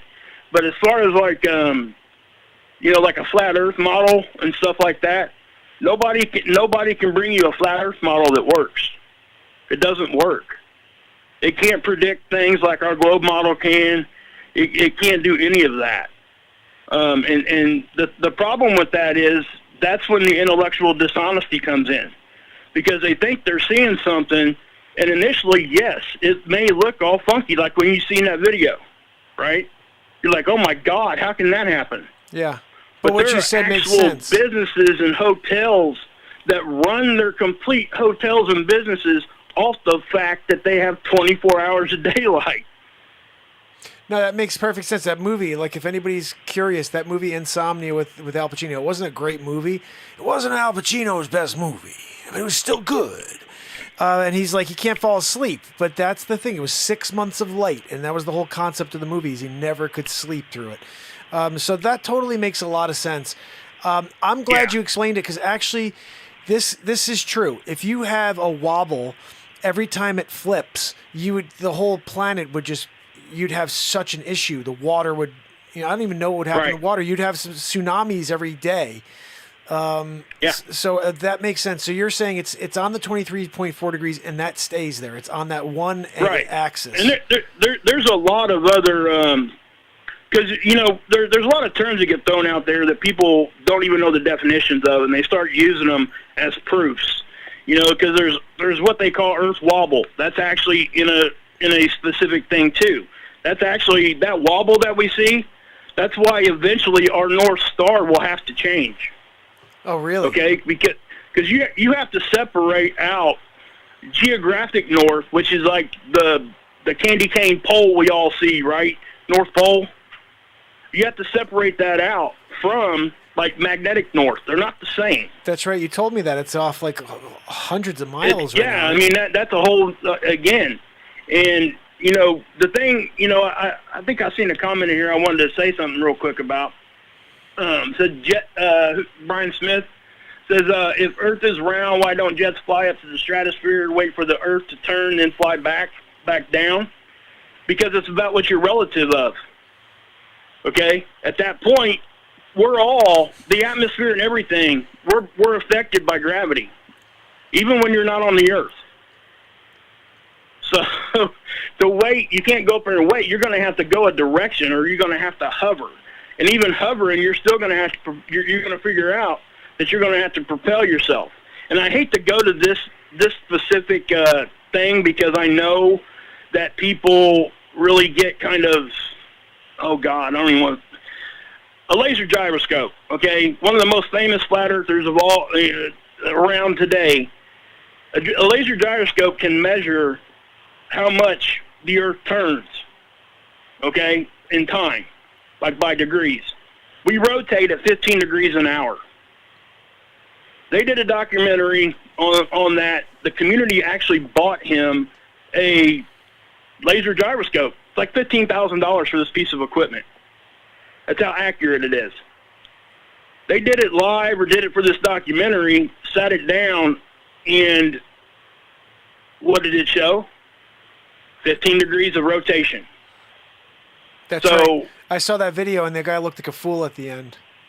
Yeah, that's exactly what I'm saying. And this is where the intellectual dishonesty comes into. You know what it also comes down to, and this is the real thing. So the guy who played that video, and I can't fault him, he's like a kid in a candy store. He saw a piece of content. He's like, oh, guys, look, I found the proof. And if you don't have the knowledge and the understanding of how the solar system works, or the way that it's been explained to you prior, you just go out there and be like, look, I found the proof. And it goes back to that idea that anybody can be an expert in 2021 if you found that proof, Right. I would say this too, Mark, and I guess we'll kind of wrap it up here, because I know you want to play your songs. Oh, no, we could chill, brother. I definitely will get to whatever. Don't worry about that. It is so. This subject in itself obviously is very contested, because there's very passionate people on both sides. Mm-hmm. And believe it or not, I respect that. You don't get a whole lot of people that believe in the globe like myself, and the majority of people do. Okay, I'm not saying that at all, but those of us that believe in the globe, there's not a lot of us out there that actually will give a flat earther respect at all. They get made fun of a lot, and I don't think it's correct. I don't think we should do that. That's not something we should do. We should be able to be adults and have conversation and get to what we need to get to.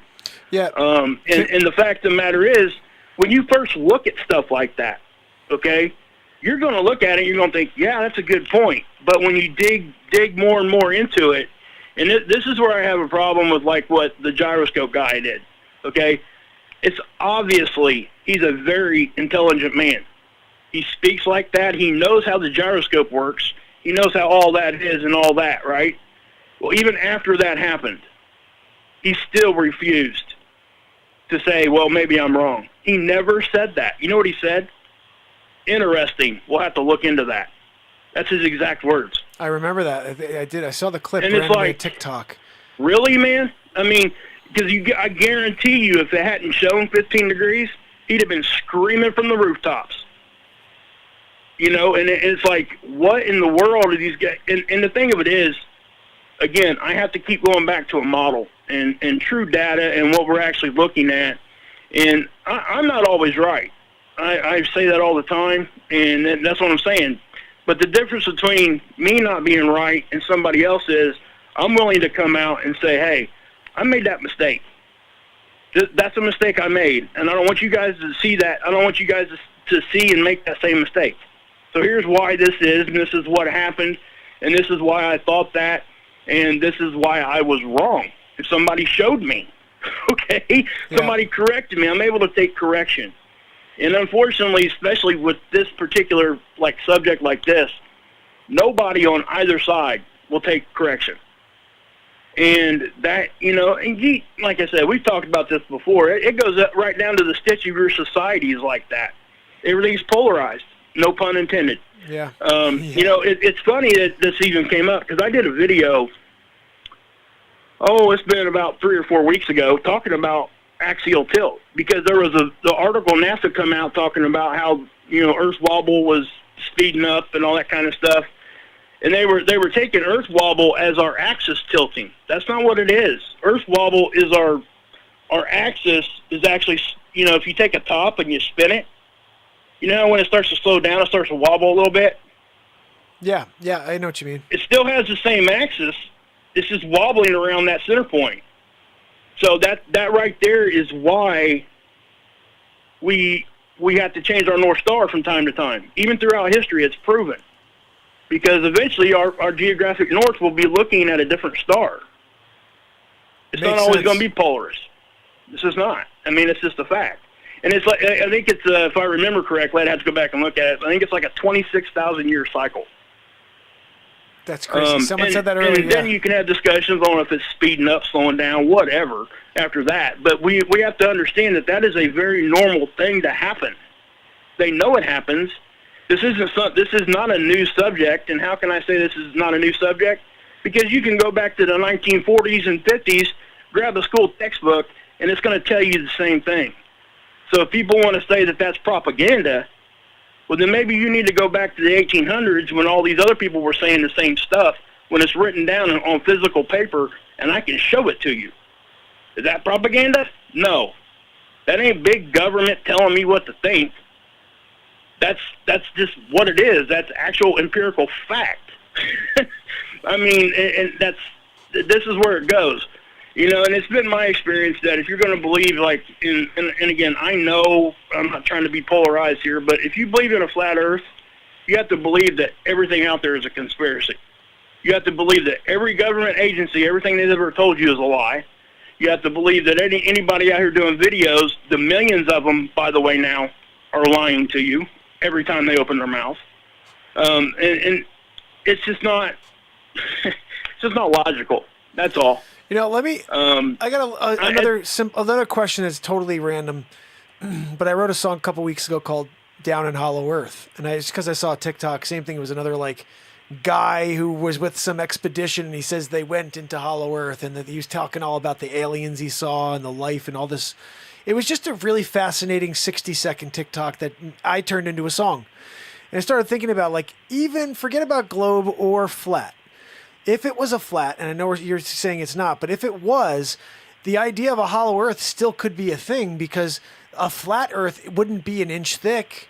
It could be 100 miles deep. We don't know what flat earth would mean anyway. You know what I mean? It could be a globe that's flat too. You know what I mean? Where it's got elements of flat, but it's also... I think that, like I said, you can... It's very easy to say stuff like that, and people can get with that, because I can't prove it wrong. Nobody's going to be able to really prove 100% with their eyeballs that the Earth is hollow, okay? And I'm mentioning that, and I'm not saying that any of that's not a possibility. I think everything is always a possibility, like I said earlier. It comes down to stuff like, gravity itself. That, Mark, is technically still a theory. What? Yes. Gravity is a theory. That's why they call it the theory of gravity. Okay? It's a theory. We know that there is some force dragging our butts to the ground, and we call it gravity. And we're able to, and the reason why I'm saying this is because we don't have to necessarily see it with our eyes to prove it. And that's where we get with these other theories and things. And I don't know much about the hollow earth thing. I haven't really dove into any of that. I've seen stuff just like everybody else has. But I wouldn't know any kind of technical things of what they say is actually there and all those kinds of things. I think it's just, it's more of an imagination with thing. The expedition to the South Pole, Admiral Byrd, and all those kinds of things. I know those things. I do. I get it. But I also know that there's other things that they'll say that isn't true. They'll say that we can't go to the South Pole. That's wrong. Well, we can't go. We can go to Antarctica, but we can only go to 1% of Antarctica. No, that's not true. They take expeditions all the time. But there's pictures all over the place, man. To see all of Antarctica? Because I heard that you're not allowed to all of Antarctica. You can take a track and you can go down there. They actually do vacations. You can go down there and do a I think they do them at really a lot of people go at once. Now you're going to have a lot of money to go do that. I get it, but the thing of it is, it's not like it's banned, because it's not. Have you seen? There's a couple pictures I've seen of the Earth where it looks like there's a hole. Like a massive hole at the I guess you would say where Antarctica is. Have you seen that before? A massive hole where Antarctica is? Yeah, like a huge hole. Like it looks like it's 6 miles wide or something like that. Like it's crazy. If you could, there's a couple images online you could see where they don't show that angle of the Earth very often. Like you may pop it on Google and see it. And there's 3 or 4 images I saw where it's you see this hole, and I'm like, whoa, is that the entrance to Hollow Earth? And look, I don't think Hollow Earth would mean totally hollow. I had this imagination in the song where I thought there's a sun as the core of our Earth. There's another sun. And that outside of that sun, there's a blue sky atmosphere thing going on. And there's literally another Earth going on inside of us. And I'm just visualizing as I'm writing the song. And I'm like, geez, I know I'm living in the moment. I'm making up a story right now. But that could be. You know what I mean? Man, that could be a thing. Where there is another life or there's a whole different existence going on inside of this planet. I don't know. There's just it seemed like a cool story, at least. I know they had that movie back in the day. Travel was the center of the 500 miles, center of the Earth. Journey to the center there's of the a Earth. lot of.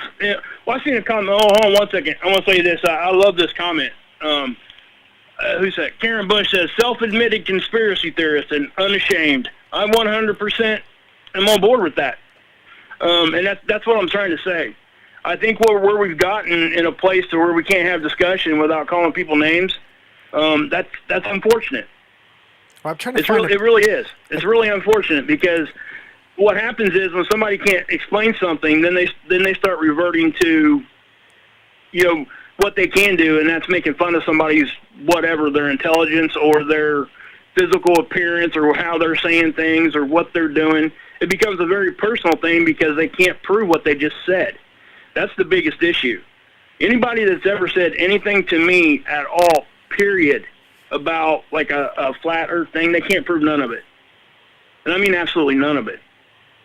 Without me being able to directly, very, very quickly show you why that they're wrong. And then when they do, and here's the thing, not only can I show you one thing, I can most likely show you 20 things. That's the difference, okay? So, in order to believe in a flat Earth, you have to believe that our sun and moon are local. You have to. It's impossible for anything else to even be happening that way. And that in itself is inherently, I hate to say it like this, but in my mind it's impossible, because if the Earth was flat, no matter how the sun is circling, you're always going to be able to see it. Yeah, no, that's true. Flat.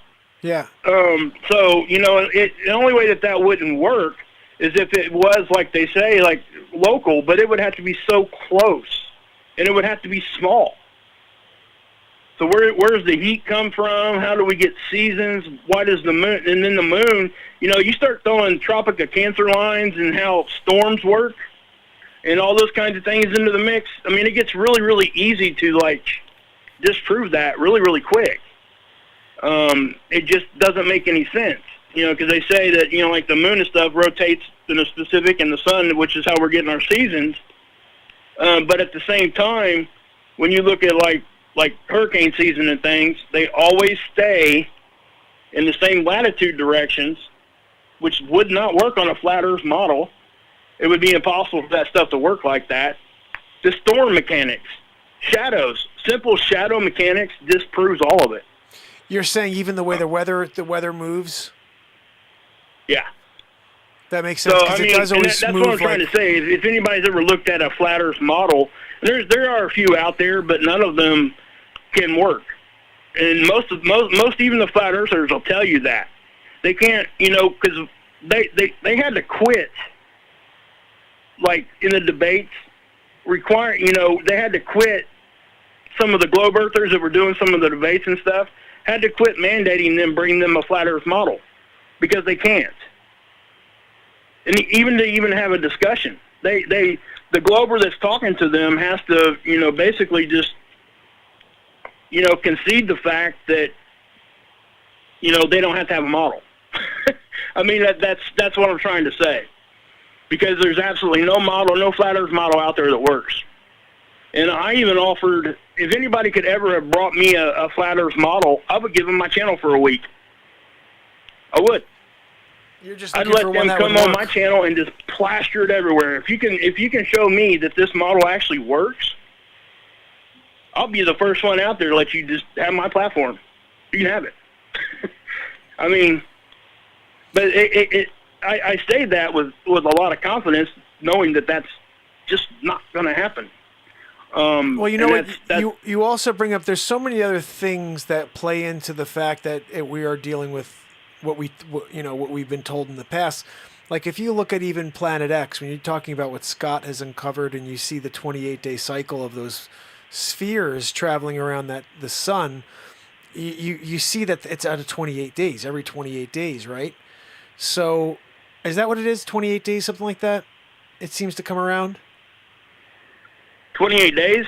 Is that what it is? Something like that? So yeah, it's like 29 point some amount of days, because of, you have to take into consideration the angle of the moon's orbit, so that's why it looks as though it's like 28-day cycle. But yeah, go ahead. So, but in general, so that would mean, like, if it was a flat, you would see those planets always, or whatever they are, you would see them always in the same position, but they're not. So there is something going on. There's movement. It's not just on a flat scale. I mean, again, I'm just talking. Right. I don't know. And Karen here, Karen says trying to put a fake sun simulator up there. That is something that they talked about. Okay, I get it. But she says if we're spinning and traveling, why don't I ever see them over Missouri? Because they're in something called geosynchronistic orbit. What that means is it stays over the same spot of the Earth as it rotates. It's exactly what we do with our satellites. Wait, China has something like this? Oh yeah, there's technology out there for real. Yeah, to create a sun? Huh? They can create a sun? It's a fake sun. It's not as what you think what it sounds like. Okay. But yeah, they've got stuff. They got technology, and they typically look like hexagons, and they have big huge bulbs and stuff on them. And that's the other thing. It's just so stuff like that. It's number one, it's so hard to prove anything like that. But they do have that technology. Well, it's like the lasers, the laser cannons and stuff they have now too. That laser technology can be used for cloaking and everything else. It's proven technology. There's patents for it. It's really almost like time travel. Believe it or not, they can make something appear there that's not actually there. By using lasers and refracting it a certain way. Because when you see a laser go across the sky, you're not actually seeing the laser. You're seeing what the heat from the laser does to the atoms. It's burning it as it goes. It's because it's moving so fast. So you can't see. You're not going to see the actual laser. So with that in mind, there is some technology out there that they were able to do, and that's this is all cool stuff. It is. There's a lot of stuff, and I would say this too, to kind of, I guess, give a little bit of something here. there are some things about what the flat earthers talk about that does make you question. Okay, I get it. I would be stupid to sit here and say I wouldn't do this, that, or the other. Now, the difference between what like we talked about earlier is I'm going, before I open my mouth, I'm going to research something. So when somebody tells me, well, you need to go research this. Well, buddy, I already did. I researched it, and I go into it with a complete open mind. Anybody that's ever known me knows that. And I think that if there were more people out there that would do that, including the people asking those questions, because that's what's happened. This is exactly what's happened. You know, we used to say we were red-pilled.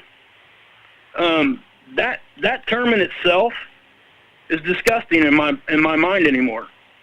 And the reason why is that we push so hard against what we thought they were lying to us about that we forget the fact that probably 75 to 95% of it is actually the truth. Okay, if you're going to say everything they said to you was a lie, man, I really feel sorry for you, because how do you know anything's truth? Well, that's what at that point. My brother-in-law said the other day the same thing. He said, if we become a society that doesn't trust anything that we hear from the government, he said, we're done. We will lose this country before you know it. And it's a sad thing. I do have to say that there's a lot of stuff that are unknown. I do think that this is probably the first time that I know of where there's more people believing in flat Earth than ever before. Would you say that's true? I would say I would have agreed with you about 6 months ago. Okay, so people are starting around the corner, you think? But this is it's getting to the point now where that actual movement it's dying. The bigger name flat earthers are actually starting to go away, because what's happening is they're getting so embarrassed, or they're feeling guilty for knowingly lying to people, and that's unfortunate, because some of these guys are really, really smart, and they're really, really good people at heart, but they I think what happens is they grab one thing and they run with it, and they run with it too fast, and then they're so far into it, if they come out, they know that their internet presence is gone. You know, because it would totally just destroy their whole theory, some of the stuff, and you can see it. The ones that are actually, because there have been some flat earthers that have went ahead and come out and say, "Hey, I was wrong," you know, because there are some honest people like that when they finally figure it out. Now, I'm not saying if you're one of those people that believe in the flat Earth and you're not there yet, I get it. You know, you do what you need to do. You know, because if you actually think that that's what's happening, but if you actually start having that thought, well, man, I was probably wrong. Man, just do yourself a favor and the rest of the world, and just be okay with that. Be okay with being wrong. And that's me. You know, I do that so much. I've learned so much from the time I started my channel, and that's why I leave my mistakes there. I leave my mistakes because I want people to see that it's okay to make a mistake. And it's okay to be able to come out and say, hey, this is what I do, this is what I've always done. And unfortunately, you know, I jumped into something real quick. I thought I was right because it looked really, really funky. But there is some very, very good explanations for why. And, you know, even if you take out, like, because some people say, well, you can't trust the satellites and all that stuff. Well, you can go out in your backyard with your own telescope, and, you know, I don't have the money to do it, but I have a friend that actually did do this, took all the government stuff completely away from it, and, yeah, just basically just proved that whole thing out of his backyard. It's just, you don't have to trust that. You just trust yourself. You can go outside, you know, because that's what they tell you to do. A lot of flat earthers say, well, did you do the experiment yourself? But when you do, and you bring it to them, they won't admit. It's like, the biggest thing there, like with, I said, the laser gyroscope, there was another guy that was actually part of that documentary. And I'm not throwing out anybody's name because that's not why I do this. But there's actually another experiment, what you can do, if you got a flat enough area that you know is flat, right, or level. I'm going to use the word level because that's a better word to use. If you got a big flat, level enough area, you can take a simple piece of cardboard or a piece of wood, make it 6 foot tall, right? You drill a hole in it. You stick a high-powered laser in that hole, and you shine it down that whole area, right? Okay? And if you stick another board 6 feet, it should hit that board exactly 6 feet, the exact position it left the other board, right? If it's flat. Correct? Yeah, exactly in the same spot. It should hit the exact same spot. Well, guess what? They did that live, and it didn't hit the board. It was above it. That right there in itself completely proved curvature of the Earth. You don't have to do anything else. It's over. At that point, the argument's over. There's nothing else to talk about. And that's why I don't even talk about this hardly ever anymore. But, because it's a dying thing. The channels out there that were running their channels off of debating against flat earthers, they're having a hard time keeping views and subs up because there's nothing, they've already debunked all of it. That makes sense. It's unfortunate, man. It really is, because some of these guys are really good people. And it's just, yeah. I don't know. I hear you. Anyway, I'm glad you filled me in because, like I said, when you gave me the connection to the Insomnia movie with Al Pacino, but yeah, that makes perfect sense to me, and I want to touch on one point here because it came up earlier. Kim said this, and it's so true. I want people to believe what they want. As long as you're passionate about something and it makes you happy to believe something, then I'm good with you. But I believe with Wage, of what he's saying is true. If you find that you get to a moment where you're curious and you feel like something doesn't make sense, go with that. I had that same connection and the same feeling towards a lot of things in my life, and I've expressed myself to the point where I understand what is true and what's not. It only happens when you really go after it and allow those things to be answered through your own research. Well, think about how boring everything would be if we agreed on everything. Honestly, there's I don't agree with everything my parents said. I don't agree with everything my wife said. I don't agree. We just don't. It's as simple as that. And science, at its core, it's supposed to be skeptical, even about things that we think is 100% fact. You're supposed to go back and relook at things often, as long as you do it the right way. And unfortunately, when you see stuff, and again, like I say, I think some of the points that they have are actually, decent points. But when you start diving into it, you really find that there's a lot of proofs out there that kind of debunk it fairly quickly. And and one more, I want to say one more thing before I do get off here, though. I want to bring up the Gulf Stream. I'm not sure if anybody caught that when that was going on last week. I did a show on it, but I've been talking about it for over 2 years. The Gulf Stream is shutting down. The Gulf Stream waters are shutting down right now. It's slowing down. There's been some peer-reviewed papers now. If that slows down, it's going to be really, really bad. And I don't like saying this. You guys know I try to stay positive as I can. But the fact of the matter is, it hasn't stopped yet. Now, and what the Gulf Stream is, it's the reason why London doesn't get hard winters. London is on the exact same latitude as Moscow. Moscow gets extremely harsh winters. So you're left to ask yourself why. Well, it's because of the Gulf Stream water. The warmer water gets drug up down through there, and it affects that climate in Western Europe drastically. So that's why they don't get the hard winters up there. That is actually shutting down. That's it. Our whole underwater conveyor system that we all depend on, that most people don't even know exists. It's slowing down, and if it stops and reverses especially, that would be catastrophic for our planet. Jeez. You would see drastic climate change in months. And the only reason why I'm bringing this up is because I actually was flipping through the channels today, and that show, it was on twice, as a matter of fact. The Day After Tomorrow. You guys remember that show? Oh, yeah. I was just about to say, do we go like glaciers and ice age? Well, that's when they had the big tornadoes that ripped through L.A. and the global climate changed really, really quickly, and it was horrible, right? The whole show was a catastrophe show, right? Yep. If you watch that show, what do they use as what caused that? The Gulf Stream water shutting down. Yep, the Gulf Stream.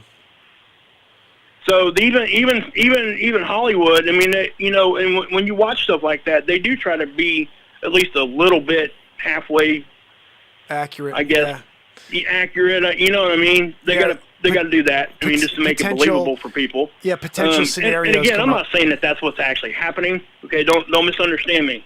I just think that it needs to be. We don't need to like turn our back on this specific subject, because I think if that actually does happen, there's not going to be any question. Just like what I said earlier, if we tilted to 90 degrees, there's no question mark. There's no question. Everybody on the planet would know it immediately, because given where you're at on the planet, you would either have like if I get like 12 hours of, well, probably about 10 hours of daylight right now. You know, I could wake up tomorrow and get 4. You know, depending on how we tilted. You see what I'm getting at? Yeah, it's always the same. It would happen that fast, and you could not hide it. Is what I'm trying to say. Yeah, and I don't have any knowledge. I'm that guy who's like the candy kid who's like, oh, I found a piece of content. But I would say that I think my theory would be, if there is, it's not a global warming, it would be a global cooling when something does happen. The next thing will be we get really cold as a planet. I don't know why. I just have my theory is no. You're correct. Flip. That's actually scientific, man. It is. The global warming, what it would do is you know, I'm not going to go into what's causing global warming. I don't care about that subject. You can go argue with Greta over that one.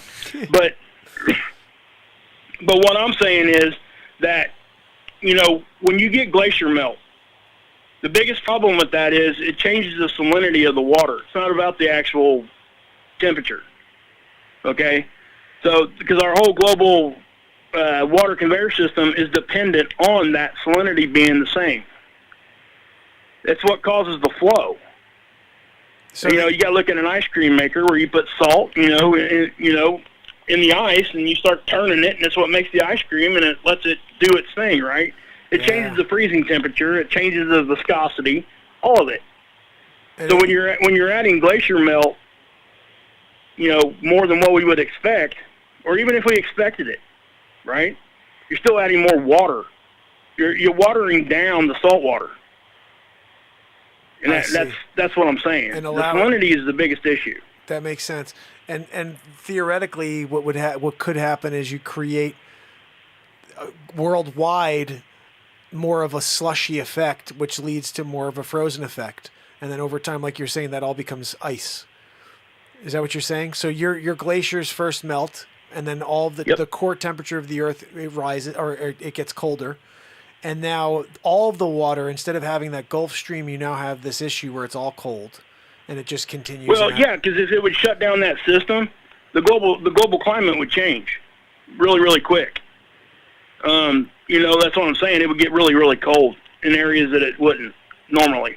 Like and then it would, you know, then it's a rock. Nobody really knows exactly. And again, like I said, all of that's theory, but I would say this too. So is gravity. Yeah, no, you know what I mean? We can be smart and intellectually, you know, look at stuff in a smart way. You know, you don't have to. And again, I'm not saying I believe everything that is always told to us. All I'm saying is that we cannot forget the fact that some of the stuff that we were told is true. You know, I was told that if I didn't, wipe my butt when I left the bathroom, that I'd have brown streaks in my underwear. Is that false? That one's probably accurate. No, it's not. Okay? That one's it's dead just on. Not. I don't care if my mom, my dad, NASA, whoever told me that, it's still true. Truth doesn't have to be defended. It defends itself. So, you know, anyway. True. That's true. Sorry, I don't mean to rant on, man. No, brother, I'm glad you're here, man. I get fired up over stuff like this because wow. No, I'm glad. But anyway, I do respect people, though. And that's the key. I allow them to have a voice. I want them to come tell me what they think. Always have. And I think you do the same thing here. Always have. Mm-hmm. and that's an oddity on the internet, or even in real life. That is true. And people like to rip each other down. They like to say, "Okay, oh really? That's how you feel? Well, let me tell you." You know, and like, no, I really want people to. I want people to express themselves, and that's why for this topic, since I don't have the knowledge base, we have to lean on the master. So we Right. ask for the brother Wages to call in and give us a little breakdown. Man, listen, like I said, man, it's just I just want people to, you know, if we forget what we're even trying to fight for, what's it matter? well, that's true. We got to fight for each other, and unfortunately, when you start calling people names, because that's where it goes every time. No, I so don't care what it is. When somebody gets proven wrong, and that person that actually looks at that and has just gotten proven wrong, I understand that it's a knee-jerk reaction to try to defend yourself, right? I get that. But when you defend yourself by attacking somebody personally that has nothing to do with the argument, you make yourself look stupid. absolutely. So if you call somebody an idiot, you're actually making yourself look like an idiot. Come to me with some facts, some data, some whatever you want to show me with your research and your proof, and then we can talk about it. And I don't even have to, the thing of it is, I have these conversations a lot more than what you think behind the scenes, because I don't want to embarrass people. It's never my intent. And again, you know, that's why I don't typically address the chat on subjects like this, because it does tend to embarrass people, and they're forced to defend themselves because they don't feel right. They're feeling attacked. And that's never the intent. But that's just what it is, man. Well, that's why I appreciate the fact that you're candid about it, but also respectful. Because I see that in here. Like, I just want to make one quick point before you get going. Karen saying too, nobody should ever make anyone feel like an idiot for believing something, especially when there's compelling information, whether or not you've gotten to the real truth yet. Like I said, we're here all doing our own research, so respect that. And respect the fact that people are curious and they want to know more. Like, that's a beautiful thing. I actually like that more than the guy who has no interest at all. You're like, oh, what you're talking about the globe, you're talking about flat Earth. I don't care. Like, at least there's a conversation going. You know what I mean? Like, so I think we're onto something here. I wanted to see something for our next call, and maybe you want to do this next week, Wage. I want to ask you about, maybe we could talk about this a little, but I think that there are bases on the moon. And I think we should talk about that next week. What do you think? Okay. Yeah, I mean, those are, and again, you know, it is so, those kind of conversations are awesome. Number one, they're interesting. They're fun to have. Yeah, let's do that next week for sure. Yeah. Aldermay, Uckerfay, I guess is your name. Tyler 43 did the video there. Yeah, I checked it out right before I called. I've actually seen some of his stuff. He seems to be an okay guy, but yeah, if you want to contact me through email, I can probably point you to the direction that, well, you might not want to walk down that road with me, but yeah. So yeah, look, I think that's you know, unless you wanted to do something public, I mean, I don't have any issue with that. I just and if we did something public, it would be very respectful. I wouldn't. It's not like that. I just don't want to make somebody, because I know that some of the stuff, I've watched Tyler before, and yeah, I'm not going to go there because I don't do that. But it's just, yeah, I just want to keep it respectful, and, you know, go back to what your mama said, guys. You ain't got nothing good to say, and don't say nothing at all. Yeah, exactly. Just address what you got to address, and you move on. You give each other a high five, smack each other on the ass, say good game, and keep walking. That's it, brother. That's it, brother. I mean, honestly. So no, I just want everybody out there to know I love all you guys. I really do. You know, just because I don't chat a whole lot anymore in the chat here lately, I've got a lot going on, and I'm here every night. So just everybody know that.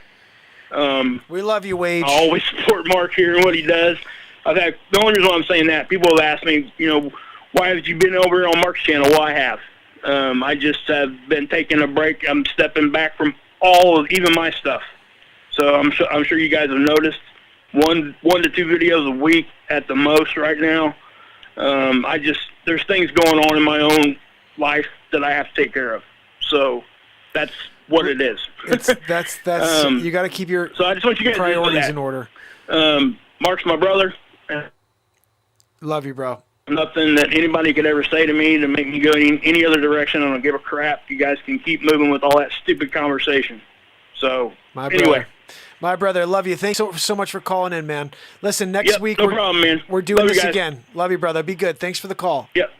Bye. My brother, be good. Guys, mark wages. You can't go wrong with a wages call. You get all the information you're looking for and a nice little chatteroo. So look, I at least got to the bottom of that. I wanted to find out what that video meant. And at least I can clearly go to sleep tonight understanding that that's like that whole insomnia thing from Al Pacino. At least that video was where you always will see the sun at that part of the planet, or at least for that part of the year or the month or the day, whatever it is, or 5 days, I think it was. But anyway, that was awesome to have Wage on. I'd love to have him on next week. I've been really curious about this, especially now that I find out that the face is always on us. There's stuff going on. I've seen some videos of of aircraft flying around that moon, hundreds of aircraft. Like there's totally bases on that moon. I want to talk with Wage about that next week if he has time. But guys, let's play a couple songs because we were talking about flat Earth and potentially hollow Earth. Let's listen to my song Down in Hollow Earth. And this is the first time I ever this is a little Tarantino moment, how this actually came to place. You see it at the end of the clip. And I argue with my guitar for the first time. Anyway, let's see. Let me know what you think. Down in Hollow Earth. Breaking news. This just in. Several sources close to Wall Street admit that the IPO...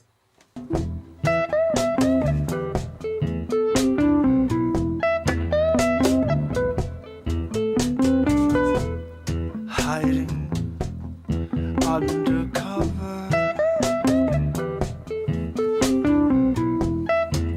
Undercover night.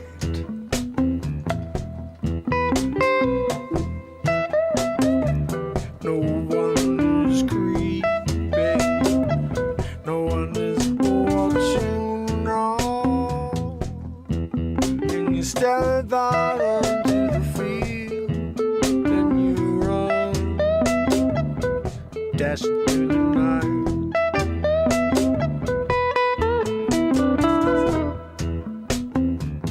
Come, you made it 500 miles. Somewhere south of Detroit.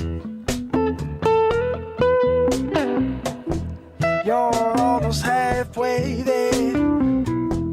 You're halfway out to anywhere. Somewhere else would be welcome right now. Down in Hollow Earth.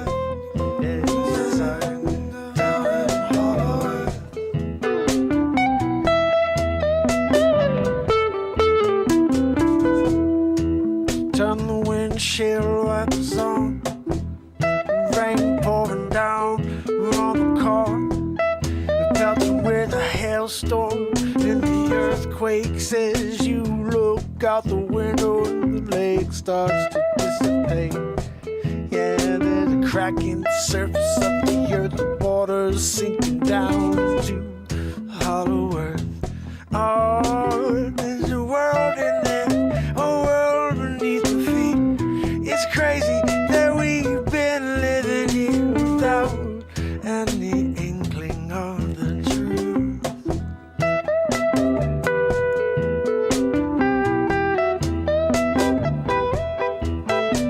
Oh, down in Hollow Earth, yeah, you're down in Hollow Earth.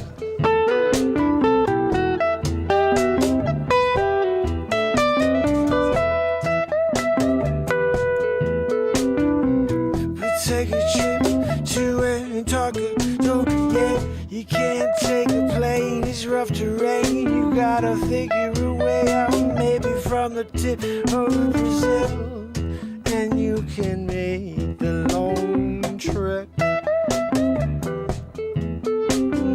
Antarctica, we're looking for the way in to Hollow Earth, yeah, I think there's a way, I think it's between two mountains, yeah, just descend down into a new understanding, yeah.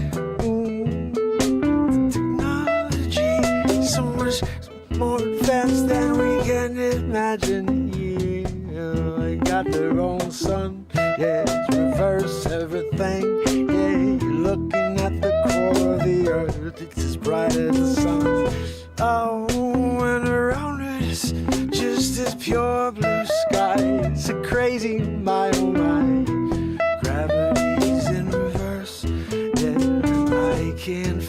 figure out what's worse, to be inside or out.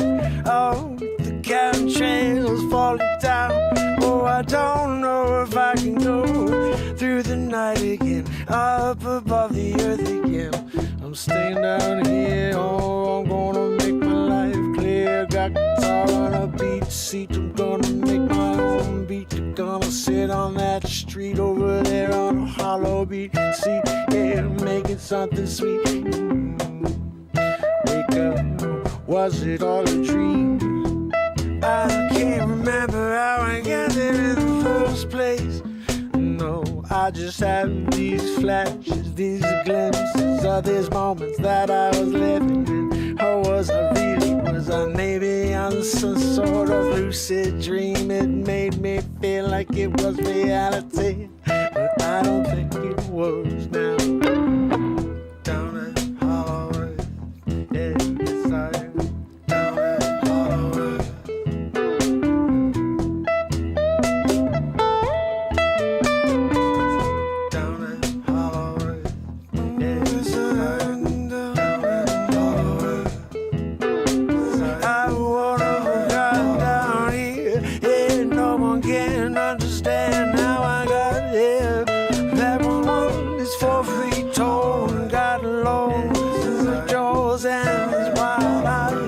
What we call the grays up here, yeah, but they're down there, and they want me to play a show tonight, yeah, in front of the entire world. Oh, you know I'm gonna show day 9:32 in a row. I can't believe it's in Hollywood, yo. But I'm gonna play that show, gonna turn those people to the light and bring them up into the daylight above ground. Maybe we can get along.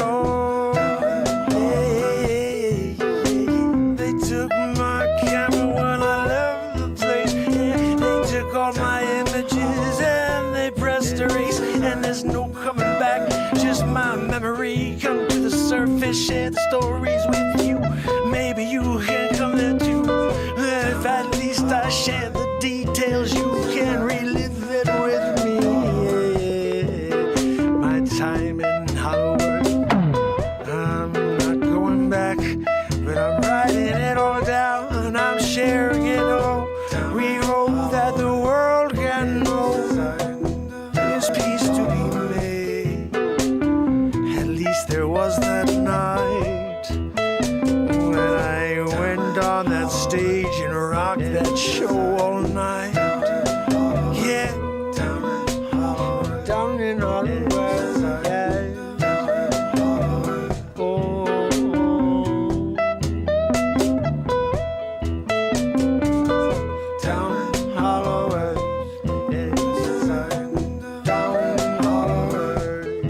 Oh, down in Hollywood. Down in Hollywood.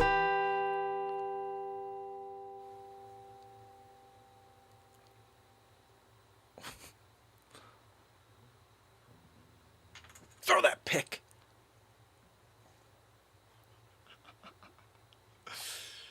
Wow. Told a story about going to Hollow Earth. Interesting. We are closing in on the 1,000th day in a row of the Renaissance Man show. And all these songs keep happening. Seems like anytime I grab... remake a song. It's just sitting over there. She's like, pick me up. I'm like, nah, dude. I can't even get to the amount of content I got ready to go. You want me to go make another one with you? Like, really? That's...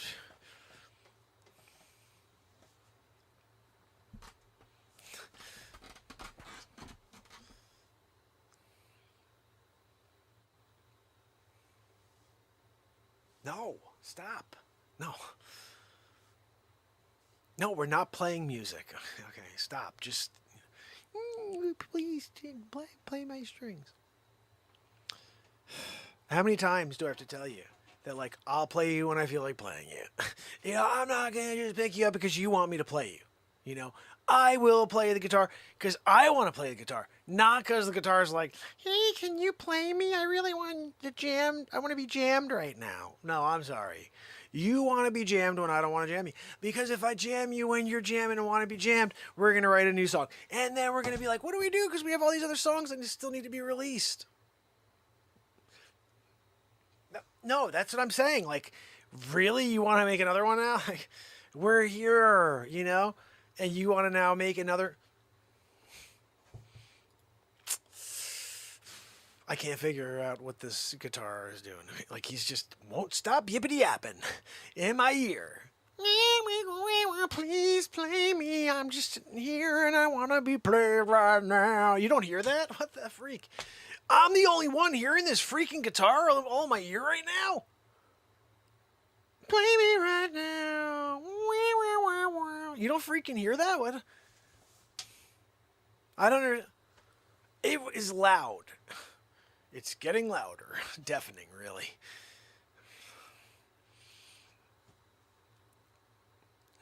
No, you are not going to win this time, guitar, okay? You're not going to win. I'm not going to pick you up. And, like, you're all of a sudden going to be like, no, sorry. That's not going to happen here. I'm going to just drive through it, and we're going to do the show. It's comedy time. We're going to just do... Are you kidding me? You won't stop? You're not going to keep doing that one riff in my ear over and over? Play me right now. What the freak?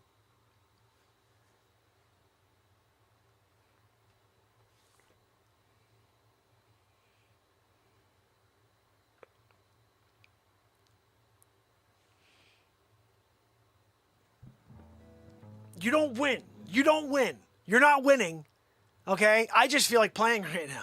I feel like playing right this second. Okay? You're like, I just felt like playing right now. So that's why I'm grabbing you. It's not like you win. All right? You think I'm the winner because I'm in Gibson. No, listen. You're a good guitar. I like you, like playing you. But I just feel like playing right now. Okay? So I win. Are you kidding me? We gotta write another one, Mark. Seriously, like, you guys know. I know you're on the other end listening to the whole thing. You're like, oh my goodness, yippity-yappity you, Les Paul. Good old Les with his yippity-yaps, right? Look, I can't blame him. He does like to be jammed. You know, he's like, hey, can you please jam me out? I'm like, look, I don't feel like doing it right now, but I do right the second, so I'm doing it now. I win. I hope you hear that. I won, and you didn't. You did win because I tuned you. So now you win because you're going to sound as pretty as possible. But I still win, not you, Les Paul. Okay? Sorry. And this is where Down in Hollow Earth started. Look at me. I'm like, ooh, I'm going to write that into a song right now. So a lot of times what happens is I loop stuff like this. I still haven't written anything for this.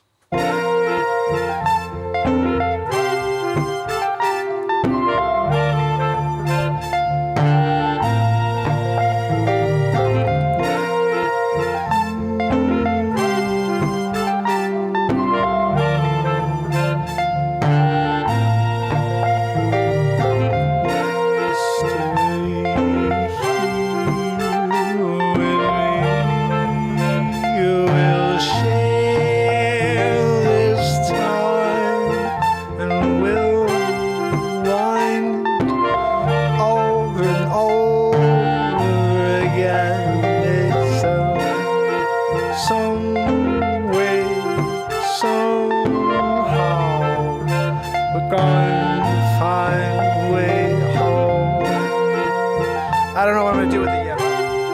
But the music I wrote already, so like we do that a lot.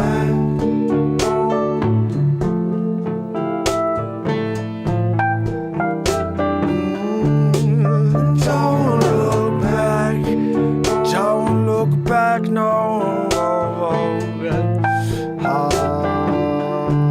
So don't look back, no. So don't look back, your son, you can't look back, no. So don't look back, keep your eyes on the road, yes, don't look back. working on that. That's in the editor right now. I'll have that out in a couple days for you. And then, of course... I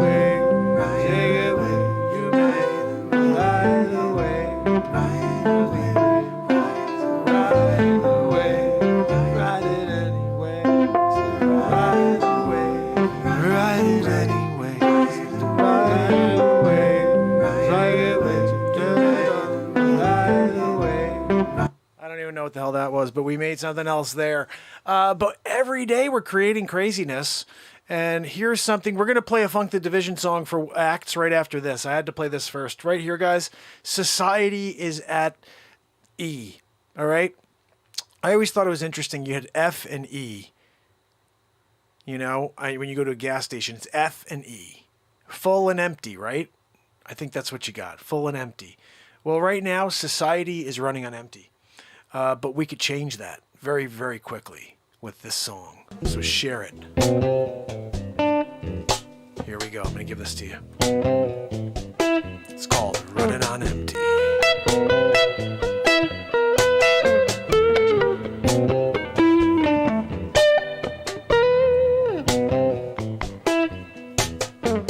It's an amazing thing.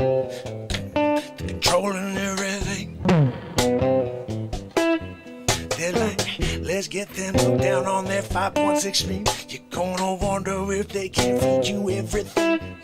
You're wondering, can I ever get the truth? No, cause they've hidden it in front of you, and you keep looking down. There's a world going on around you, but you're so consumed with the lies. We're running on empty. Running on empty. Running on empty. We're running on empty. Everybody so sensitive. Yeah, their skin's so paper thin. No matter what is said, it affects them. And they can't get through their day unless they make a big scene. But God, looking at this lady, she's so mean. She's on the screen, oh, let's just bow down and let's shut down the rest of the world now. Running on today.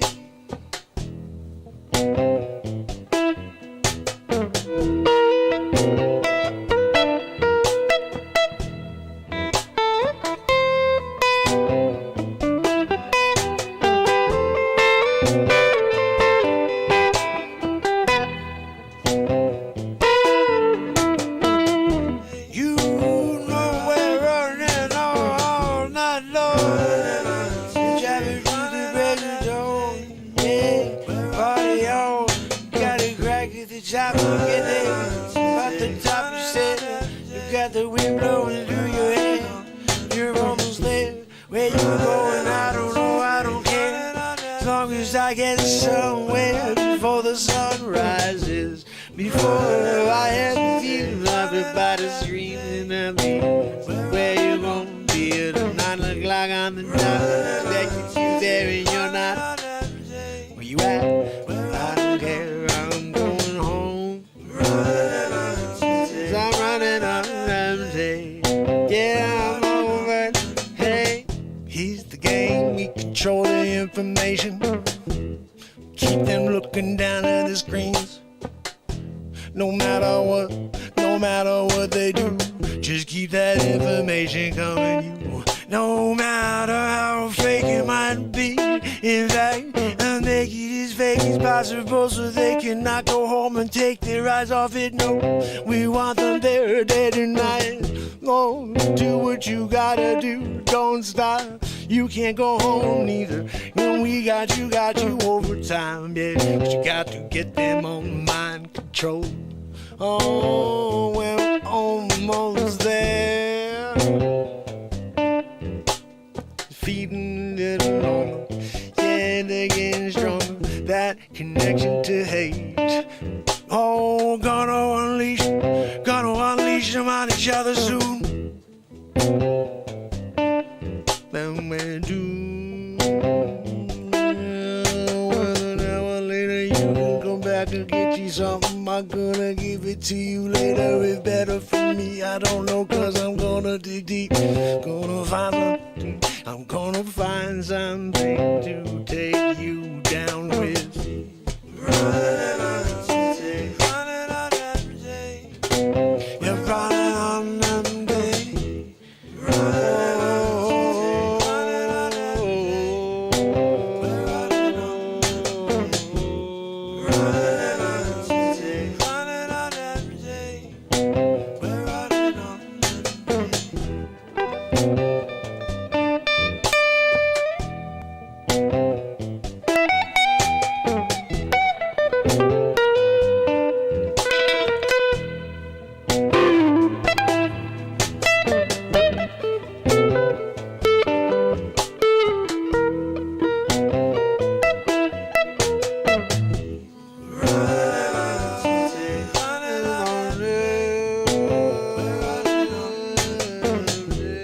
Running on them days. Running on them days. We're running on them days. Classic game of misdirection. Yeah, it's the same thing you see when the magician's on the screen. Pointing one way, yeah, you're doing in the other. Wondering why I can't see where the bunny, the rabbit went in that hop just to pop it out. Got me looking one way, doing something in the other. Holding out one hand, got the stuff in the other. And I don't know why I'm not going undercover, looking in the back end. As if you realize what's going on. Oh, they got an agenda that they be pushing on. And if you're looking on the surface, you're not gonna find a thing, cause they be hiding it down low. No matter if you put the search query in, you're not gonna find a thing, cause they've been hiding it under your nose. Yeah, you gotta look with some crazy codex. You gotta find, yeah, you gotta find yourself some sort of translator to get the information over. I found it in Russian, that I found it, so I gotta find a translator. Oh, I'm gonna do it later. Running on them, running on them trees. Say you're running on them trees. Run, run,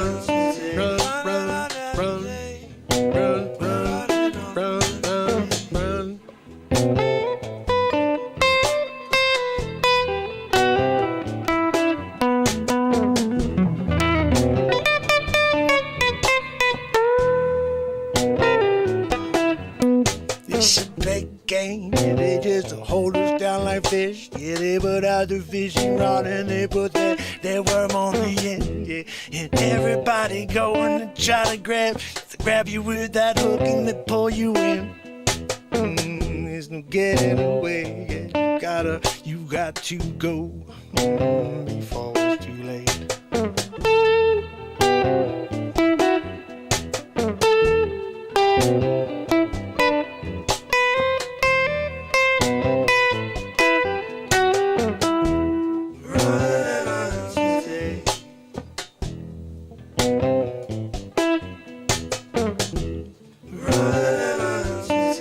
So truly wake up, and be aware of everything that's going on around you before it's over. And if you start just saying yes and getting in line, I worry for you, cause there's no time left for you. You can't be a yes man, you gotta question everything, and if you don't, I gotta question you.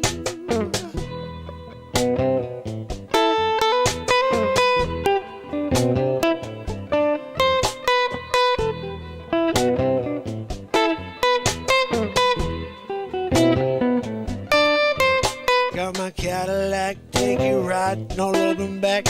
I'm gonna stop by the gas station, fill it up, and go another 500 miles. Then I'm gonna see where I'm at. When you're running on empty, you gotta get up and you gotta make a new memory, because it's gonna get stale right quick. Yeah, and you can pick your moment. You got to stick to it. You got to make the most of it. Yeah.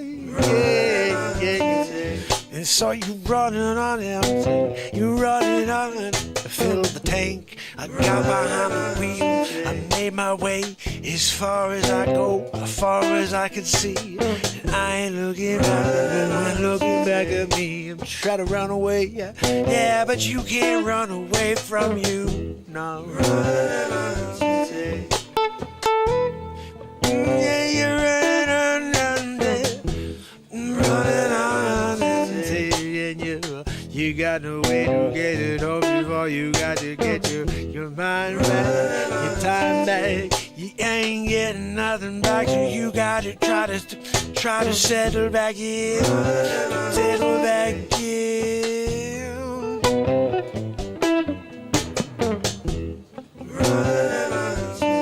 Running on them days, you're running.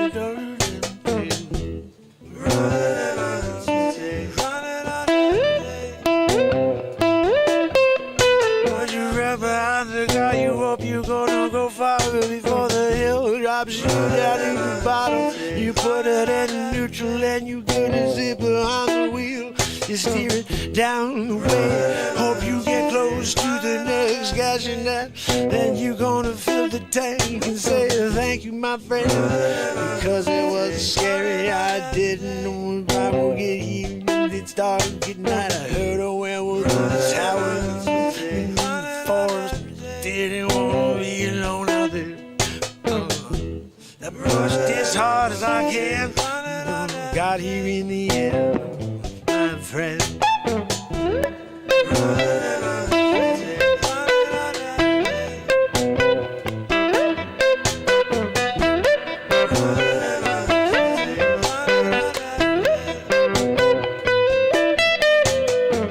And every time we turn around, we see someone in the rear mirror, and we're wondering if this come on getting clearer and closer. We want to take us down. We're on our way out of town. Don't stop me, I don't want you to hold me down.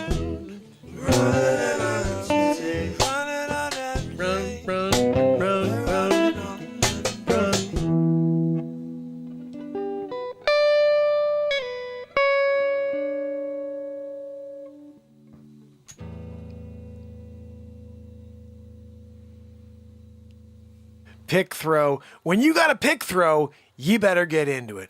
Guys, we are just a couple likes away from 50. Let's see if we could get over 50 tonight. That'd be pretty cool. It was awesome having Wages on earlier. If you missed it, he called in to give me a little insight as to the flat earth theory that I saw a video that we watched here earlier. Kind of freaked me out. But he set me straight pretty easily. And now we're on to some songs here. I want to say hi to each and every one of you. I'm glad that you're here. I want to thank you for spending the time with me. This is day 959 in a row. I've been here every day since December 31st, 2018. And I'll be here again tomorrow for day 960. And we're going to keep going. Every single day we write songs. Today I got a slice of my finger, so I think for a few days it's going to be hard for me to play. I want to just let this thing get better so by the weekend we can jam. So I've got about 5 or 6 songs on my phone that I still haven't gotten to. I'm going to try to edit them and release them this week, or some of them. We do have a new album coming out in 12 days. So I got some songs to edit because I think we only have 4, maybe 5 or 6 so far from this month. But I want to thank you all. Karen, I hope you'll definitely have a chance to look at the package. I saw this guy, he pulled up to a testing site and he said, yeah, I'm here to get tested. And they said, oh, okay, you have symptoms. He goes, yeah, I'm here, but I'd like to see the package first. And she goes, oh, okay. And they wouldn't give it to him at first, and he really had to push. He got it. He looks at it. Man, the synchronicity thing has been unbelievable for me lately. I have to talk about that after. Somebody remind me. There's just 111. So he gets the package and he sees EO on the top. He goes, this is a product that's in antifreeze. And he says it gives people strokes. And he starts going through a list of things that can happen to you from having this ethylene oxide, I guess is what Francis came up with. So Francis, thank you for the assist on that. You know what? We are like literally a family. We need to protect each other. And when we find out that someone's in on something and they need, to be totally prepped for that experience, we rely on each other. So hopefully, Karen, when you go in there, you can explain to them that you need to see that package first and make sure that it's the one without EO on the top. It was right there. If you're looking at the package, it was right here. I would say about, if this is 100%, it's maybe about 60% in on the top. You see EO in pretty big letters, but make sure that's not on there. If it is, then tell me you need a test that doesn't have that on it. And I know they make multiple kinds. They should. But there's a lot of crazy stuff going on. I don't necessarily know if I'm right when I don't trust where we are. I'm certain that the patent that was taken out on this coronavirus, it says that they can manipulate the data and they can tell us what they want. They can control the data. Now, the fact that the data has changed constantly throughout this entire process tells me that we're working off of a patent here. We're working off of a patented product and off of the fact that a part of their patent allows them to do this. I've never seen this in the history of time where data is being just collected like this. And I mean, I know Obama stopped counting on the swine flu after 80 million or something like that. But that's what they just stopped counting, okay? Because they were like, okay, people aren't dying from this. It's a thing, but people aren't dying from it. And that was a media hysteria thing. So think about it. During that, if it was Trump in office during that swine flu, they'd be treating it exactly like this. Exactly. Like they'd be finding everybody who was dying of something else and say, they had swine flu. There'd be 600,000 deaths. But it wasn't. It was Obama in office. So the media was like, mum. That's why, in a way, when you hear Fraudchi, when he's like, oh, this new administration's going to be hit with a surprise pandemic. He freaking said that in 2017. So if it wasn't Trump in office, if it was Hillary, it wouldn't have happened. It wouldn't have happened. She would have gotten her second term. We'd be in a whole different place. We'd be where we are right now, actually. Right this second. With a southern border that's wide open. 40,000 CV cases that have come through. I have a theory that every single one of the cases, or not really, but most of the spike, is that 40,000. And they are the ones who infected everybody else. Like, I'm in a state where I don't know how high it is here. People are walking around without their masks. Connecticut did a really good job the first time round. I don't know how bad it is now. But I'm still here. I don't want to be the guy who's sitting here saying, no, no, no, and then I wind up being a guy who's in a morgue. I don't want that, I don't know how this thing would hurt me, if it would hurt me, if I'd be taken out. I don't know if I ever had it in the year and a half, and I just didn't know it. I've been live every day anyway. There was a few times it didn't feel right, but I still came out here. We do 2+ hours every day. We're at 2 hours, 36 minutes. But this is what we do. And so I'm really excited when I find new family members that join us, and it's, this is a ride. Francis, I love seeing you here. And I just wanted to point out, Darlene comes from a bluegrass family, and she found the show. Means a lot to me. And I wanted to share something with you, Darlene. Every one of these songs you're hearing, I wrote in the moment. These aren't written prior. So we just have a great time every single time we get on the air together, and we live in this second. And where every piece of magic is right here. It's not in the past and it's not in the future. It's in the moment we live, and that moment is continuous. It's not something that you can, like, even now we're here, like that moment passed. It's such a hard thing to wrap your mind around. But when you've been live for 959 days in a row without a script, and you do 2+ hours every day for 2 Christmases, 3 Easters, 3 of my son's birthdays, you start to tap into something so powerful. The words form themselves. The music comes out of nothing. And before you know it, we have what I think is hit-type music, but nobody knows about it. It's interesting. I saw a clip today on YouTube from another channel that I know is suppressed. And he said it very interesting. He goes, please, guys, do me a favor and spread the word. Tell everybody you know about the channel. Let them know. He said, because I'm still being suppressed by the YouTube algorithm, so no new subscribers see any of my content. Not new subscribers, he says, so nobody but my subscribers see my content.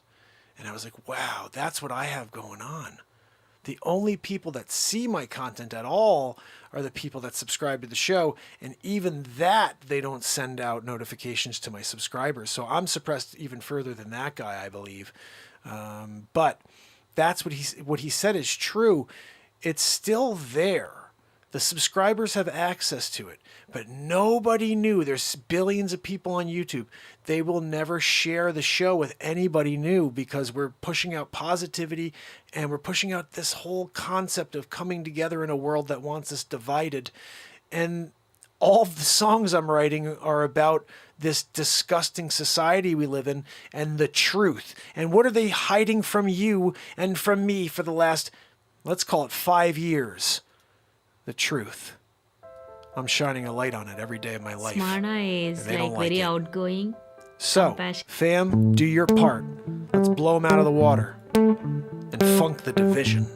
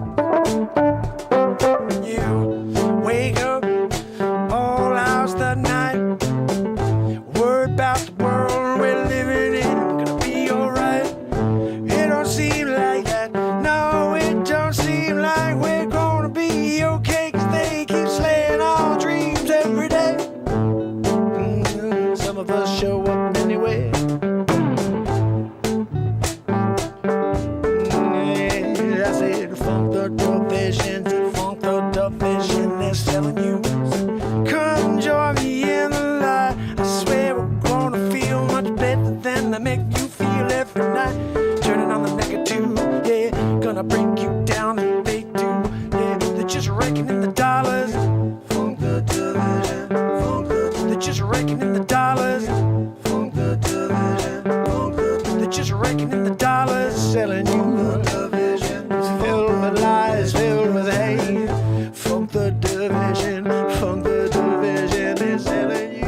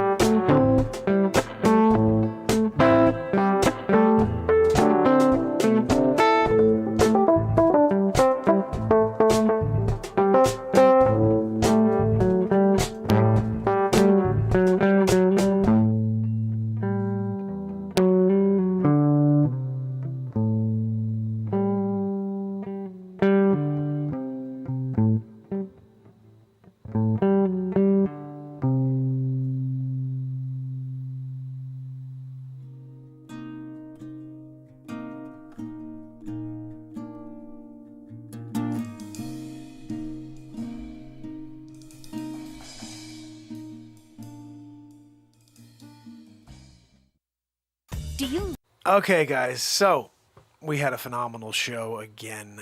Last night's show, by the way, was quite ridiculous. The rant I had at the beginning of yesterday's show was so good that I'm going to be releasing that as my podcast. So if you haven't yet, follow me on my podcast on any podcast platform. Just type in Mark Pires Renaissance Man. If you'd like to pick up one of my albums and support this show, I am an independent artist, so everything... It's not what I thought. Like, I think I saw, because it takes about 3 months for any information to come through. But it looks like, for example, I think it's $13 an album. There's 13 songs on every album. They're all written live right here on the show. They're all society truth songs, as Jacqueline likes to call them. And every album you buy, the money, all of it's supposed to come back to me. Like, I bought a specific thing where I could put out as many albums as I want. I pay a yearly fee. So I thought that for $13 that I'd get $13, but it looks like I get $7.50 for each album. I don't know where the breakdown is and why I'm not getting 13 when I'm supposed to get 100%. But regardless of that, it's still $7.50 comes back to me, it looks like, for each album. So if you do pick up an album, it supports the show. It's a way for you to support this program. I've been here for 959 days in a row. I don't make any money for this. I'm doing it because the planet needs it. Whether they know it or not, whether they find this or not now or after my time is up, it will be here. I'm leaving messages for time. I'm leaving messages for future generations. Because I don't know if this generation will ever find me. YouTube, Zuckerchooch, Jack Sparrow, all the platforms have done such a good job of suppressing everything I put out that I don't know if you'll ever hear any of these songs. I don't know if you'll ever hear any of the comedy I've come up with. I'm not sure. I'm going to keep creating it. I've got over 1,500 pieces of content. I've seen some YouTubers who've been on for 12 years. They put out videos and they're like, oh, I just hit 300 videos, or I just hit 500 videos. I'm like, geez, I'm at 1,500 videos. And it's to the point where my father was like, you know, you had this song the other day I loved, and he's like, and I don't remember what the name of it is, and now I can't figure it out. You put out so much content, I don't know what. And I'm like, look, I put out one piece of content every day. I try to. And then we're live every single night. I will never leave you stranded. I will show up every day and you'll get this. You'll get a positivity that you cannot find in the world around you. You're going to get live songwriting and live comedy. And on top of that, inspiration. A place that you could come and find the greatest version of yourself. Because it's in there. It's not out there. It's in you. And I believe that how you tap into that is by elevating your vibration.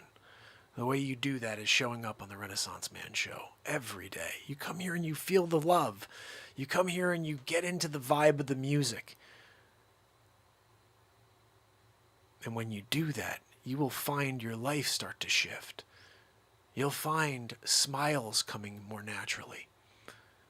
And interacting with people will start to be a pleasure. And you'll start to share love without even realizing it. And that is what I'm aiming for, is to effect a change that can leave me and go to you and go to another. We need to spread love, and it is something that has become taboo.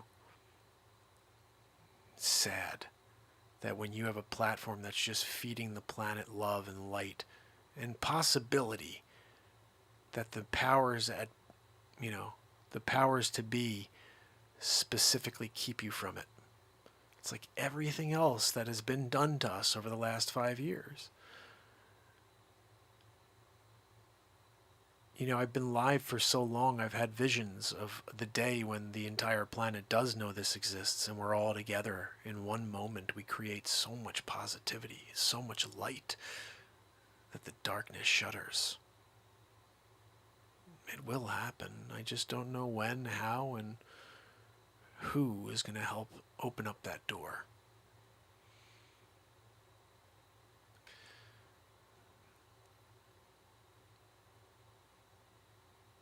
But I'm not worried about it, and I'm not concerned about it. I'm not frustrated by it. I'm loving the process. In life, you have one reality. Every single thing in your life is about time, effort, and luck, I guess. And only with those three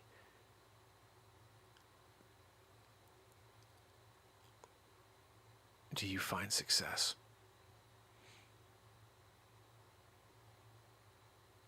So the idea is you could either quit when you have a dream, you could either quit when you have a belief, or when you have been tapped with a mission. I saw a video today that was quite interesting on TikTok, and the video said, how to know if you've been chosen. It's like, what? I think I actually saved that one as well. I only got 3 of the 5 things to know if you've been chosen by the universe to do something.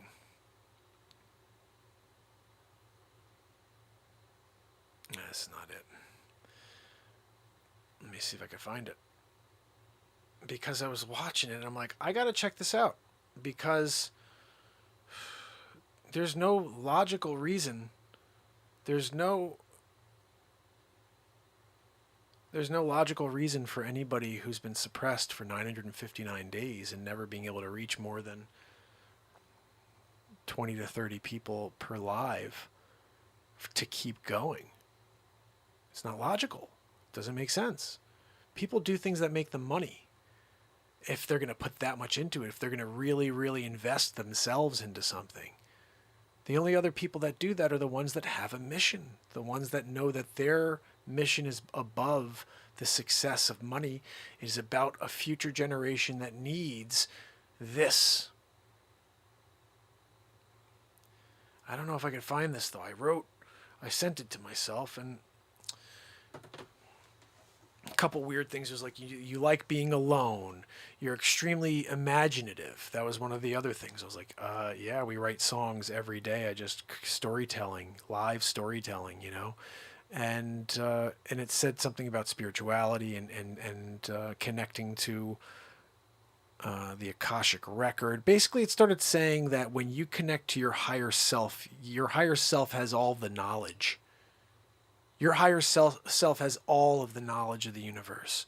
And when you connect to it, you start to tap into something and start unfolding a new education for not only yourself, but for the world, because a book is written. Someone said something interesting the other day. You know, if you talk about the Bible, you talk about anything in history, it was all written based on events. And for anybody to say that 2,000 years ago or 2,200 years ago, whatever it was, is the only time in history that God spoke to somebody or spoke to disciples, he never spoke to people again, I have a hard time believing that. I believe that's who's speaking through this show on a daily basis. I don't use words, but the reality is I'm not coming up with these words. They're flying through me. The energy is so powerful. It's so positive. The only thing it could be is the purest of all light. Just the purest of everything. The connection to us. The reality that we are one. Split into 7 billion different creations, but the same essence. That's why we're so different, because it's such a complex creator. I don't know what the creator is, if it's just energy. It's really what it is. Energy creates energy. There's no such thing as dying energy. It's just repurposed. We answer a lot of questions as we start to question. The most important thing, and this is what I always said from the beginning of this show, I don't talk about religion because I want people to have their own faith. I want you to have faith in something, because if you have faith in something and I have faith in something, then we connect on that. If you believe in Jehovah, you believe in Allah, whatever it is, when you connect to that belief, your vibration level is the same as mine when I'm believing in mine. So in that, we are one. We have the amount of death that's taken place over religion, when the reality is these two parties that hate each other over whose God is the real God both attain the same level of vibration when they love that God, because that God is just a name, and they've decided to tie everything to a name instead of to the spirit that the true creator is. The true creator is only one. Everybody calls it different things, but there's just one creator. Whether one religion's confused about who it is or another, it's one creator. And if I call it something, you call it something different, we are still believing in the same creator. Your belief structure may be different, but it's the same creator. And we need to love again. We need to stop all this division, because your belief in religion is what ties me to you. We both have a belief. Is yours right? Is mine right? That's not what matters. The point is that you believe something enough to vibrate higher than you can on your own. That's why this show exists, so we can believe that anything is possible. Real quick, the word impossible. That is a deceptive word. And it's definitely a word that man created. And it's not truthful. The true meaning of impossible can only be uncovered if you spell it correctly. There's an apostrophe missing and a space. The true word is I'm possible. And so anything you ever see in your life that every other person around you would say, that's impossible, just train your mind to say, that thing right there, it's telling me I'm possible. Come get it. I guarantee you, if you take on every challenge in your life with that as your core, you're good. You are good. I'm possible. Because you can do it all. when you believe that. And so when I start to, get I mean, look, nothing, all I've heard for 959 days is this from the background. You still going? When's he going to stop? Are you kidding me? You still doing it? I let it, it sounds like Peanuts now. Like, I don't even let it bother me. Because the sound of the music drives me. The beat of this drum, the beat seat brings me back. I don't need the people that, I work real estate, but I don't need the people around that, what are you doing? I don't know, you're still doing that thing? Like, yes, this needs to happen. This needs to happen. So, I will say this. Oh, Karen, thank you. Well, you know what? I've been doing that the whole time. The first 360 days of the show, it was what we're doing right now. All I did for an hour plus every day was inspire. And it was, in fact, Furman, one of my colleagues, real estate colleagues, who wrote me on Facebook one day. He said, Mark Inspires, INS, and then Pires. And I was like, wow, you could throw INS in front of my last name and it spells Mark Inspires. And I never really did anything with that. But we started saying that the writing songs section of the show was the Mark Inspires section, where we're just writing songs live. That's an inspirational thing to do. But yeah, I have a lot of inspirational quotes I've written. A few that everybody should be thinking about on a daily, like a smile has an energetic value that costs 0 to the currency holder. My smile costs me 0 to give.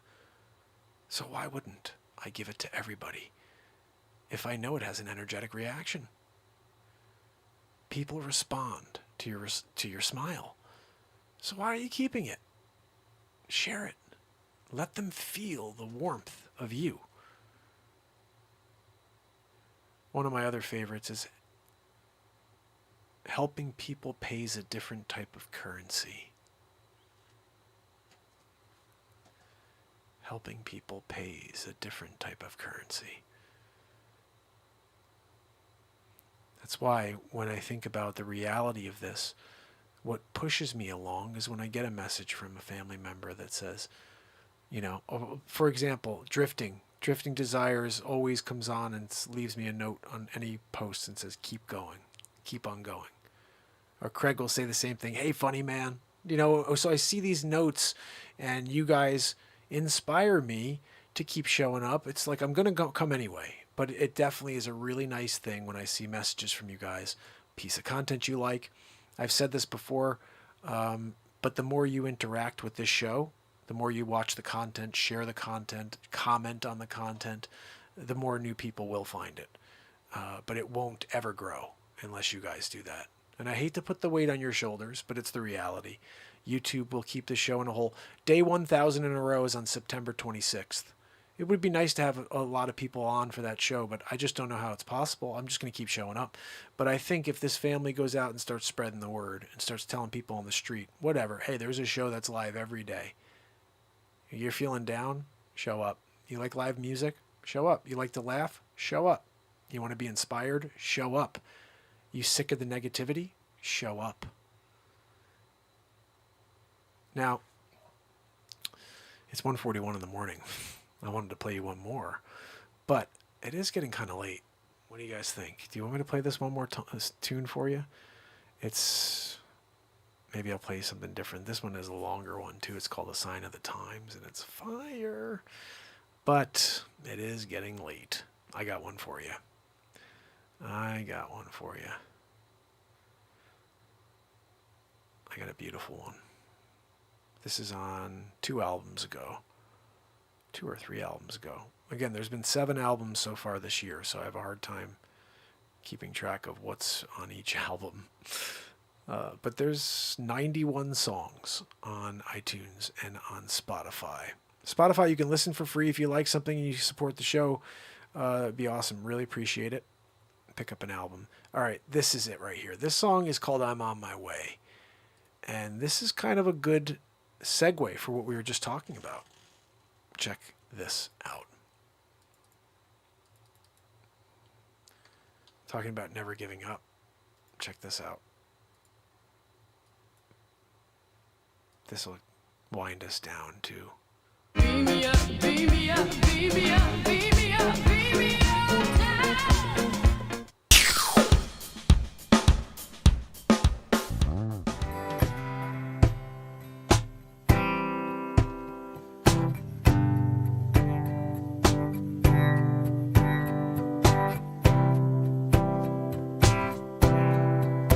I've been chasing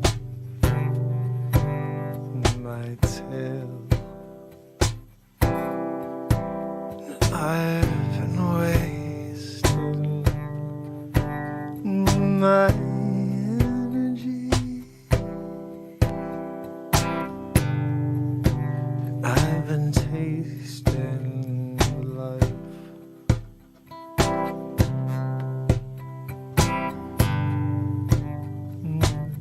Cut it out with a knife.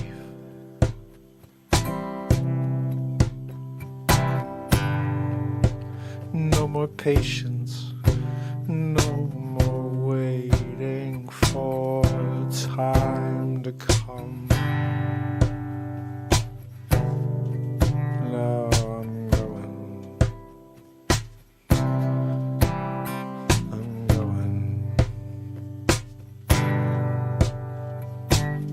No slowing.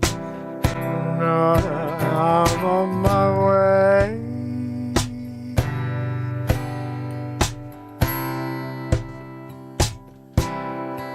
I'm on my way.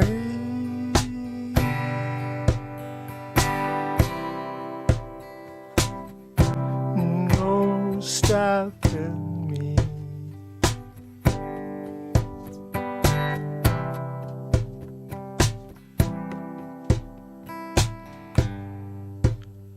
No more kindness in the world, only hatred, only deceit.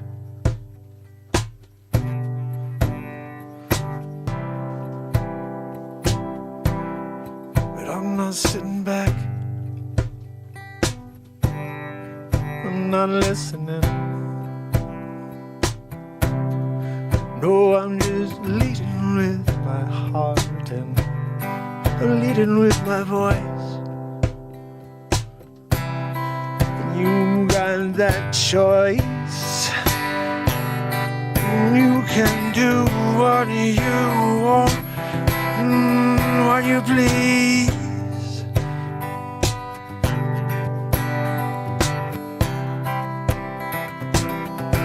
No more waiting.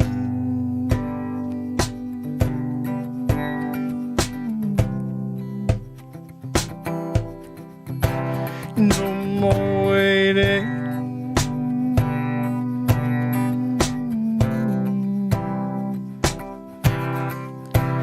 No more waiting.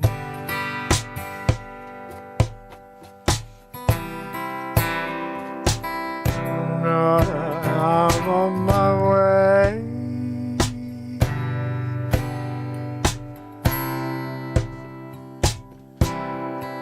I'm on my way.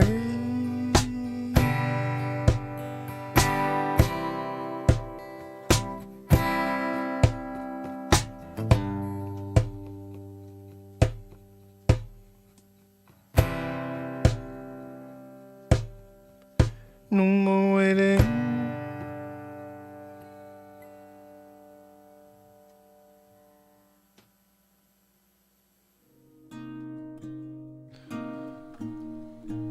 Oh man, that's a song right there. So that's on one of the last two I think it's on 2 albums ago, and that song really gets me going. Yeah, this beat seat, I'll try to show you quickly, but this beat seat is really something. I built it to match the acoustic, and the whole thing is teak, and it's absolutely stunning. you know. So the whole thing's teak except for the front piece of, as you see. But this piece right here in the front is a very special piece of Gibson flame maple. They sent me some flame maple to build their CEO a beat seat over Christmas time. And they gave me enough wood to build myself a Gibson beat seat. So I built one beat seat. It's upstairs. It's actually the older model.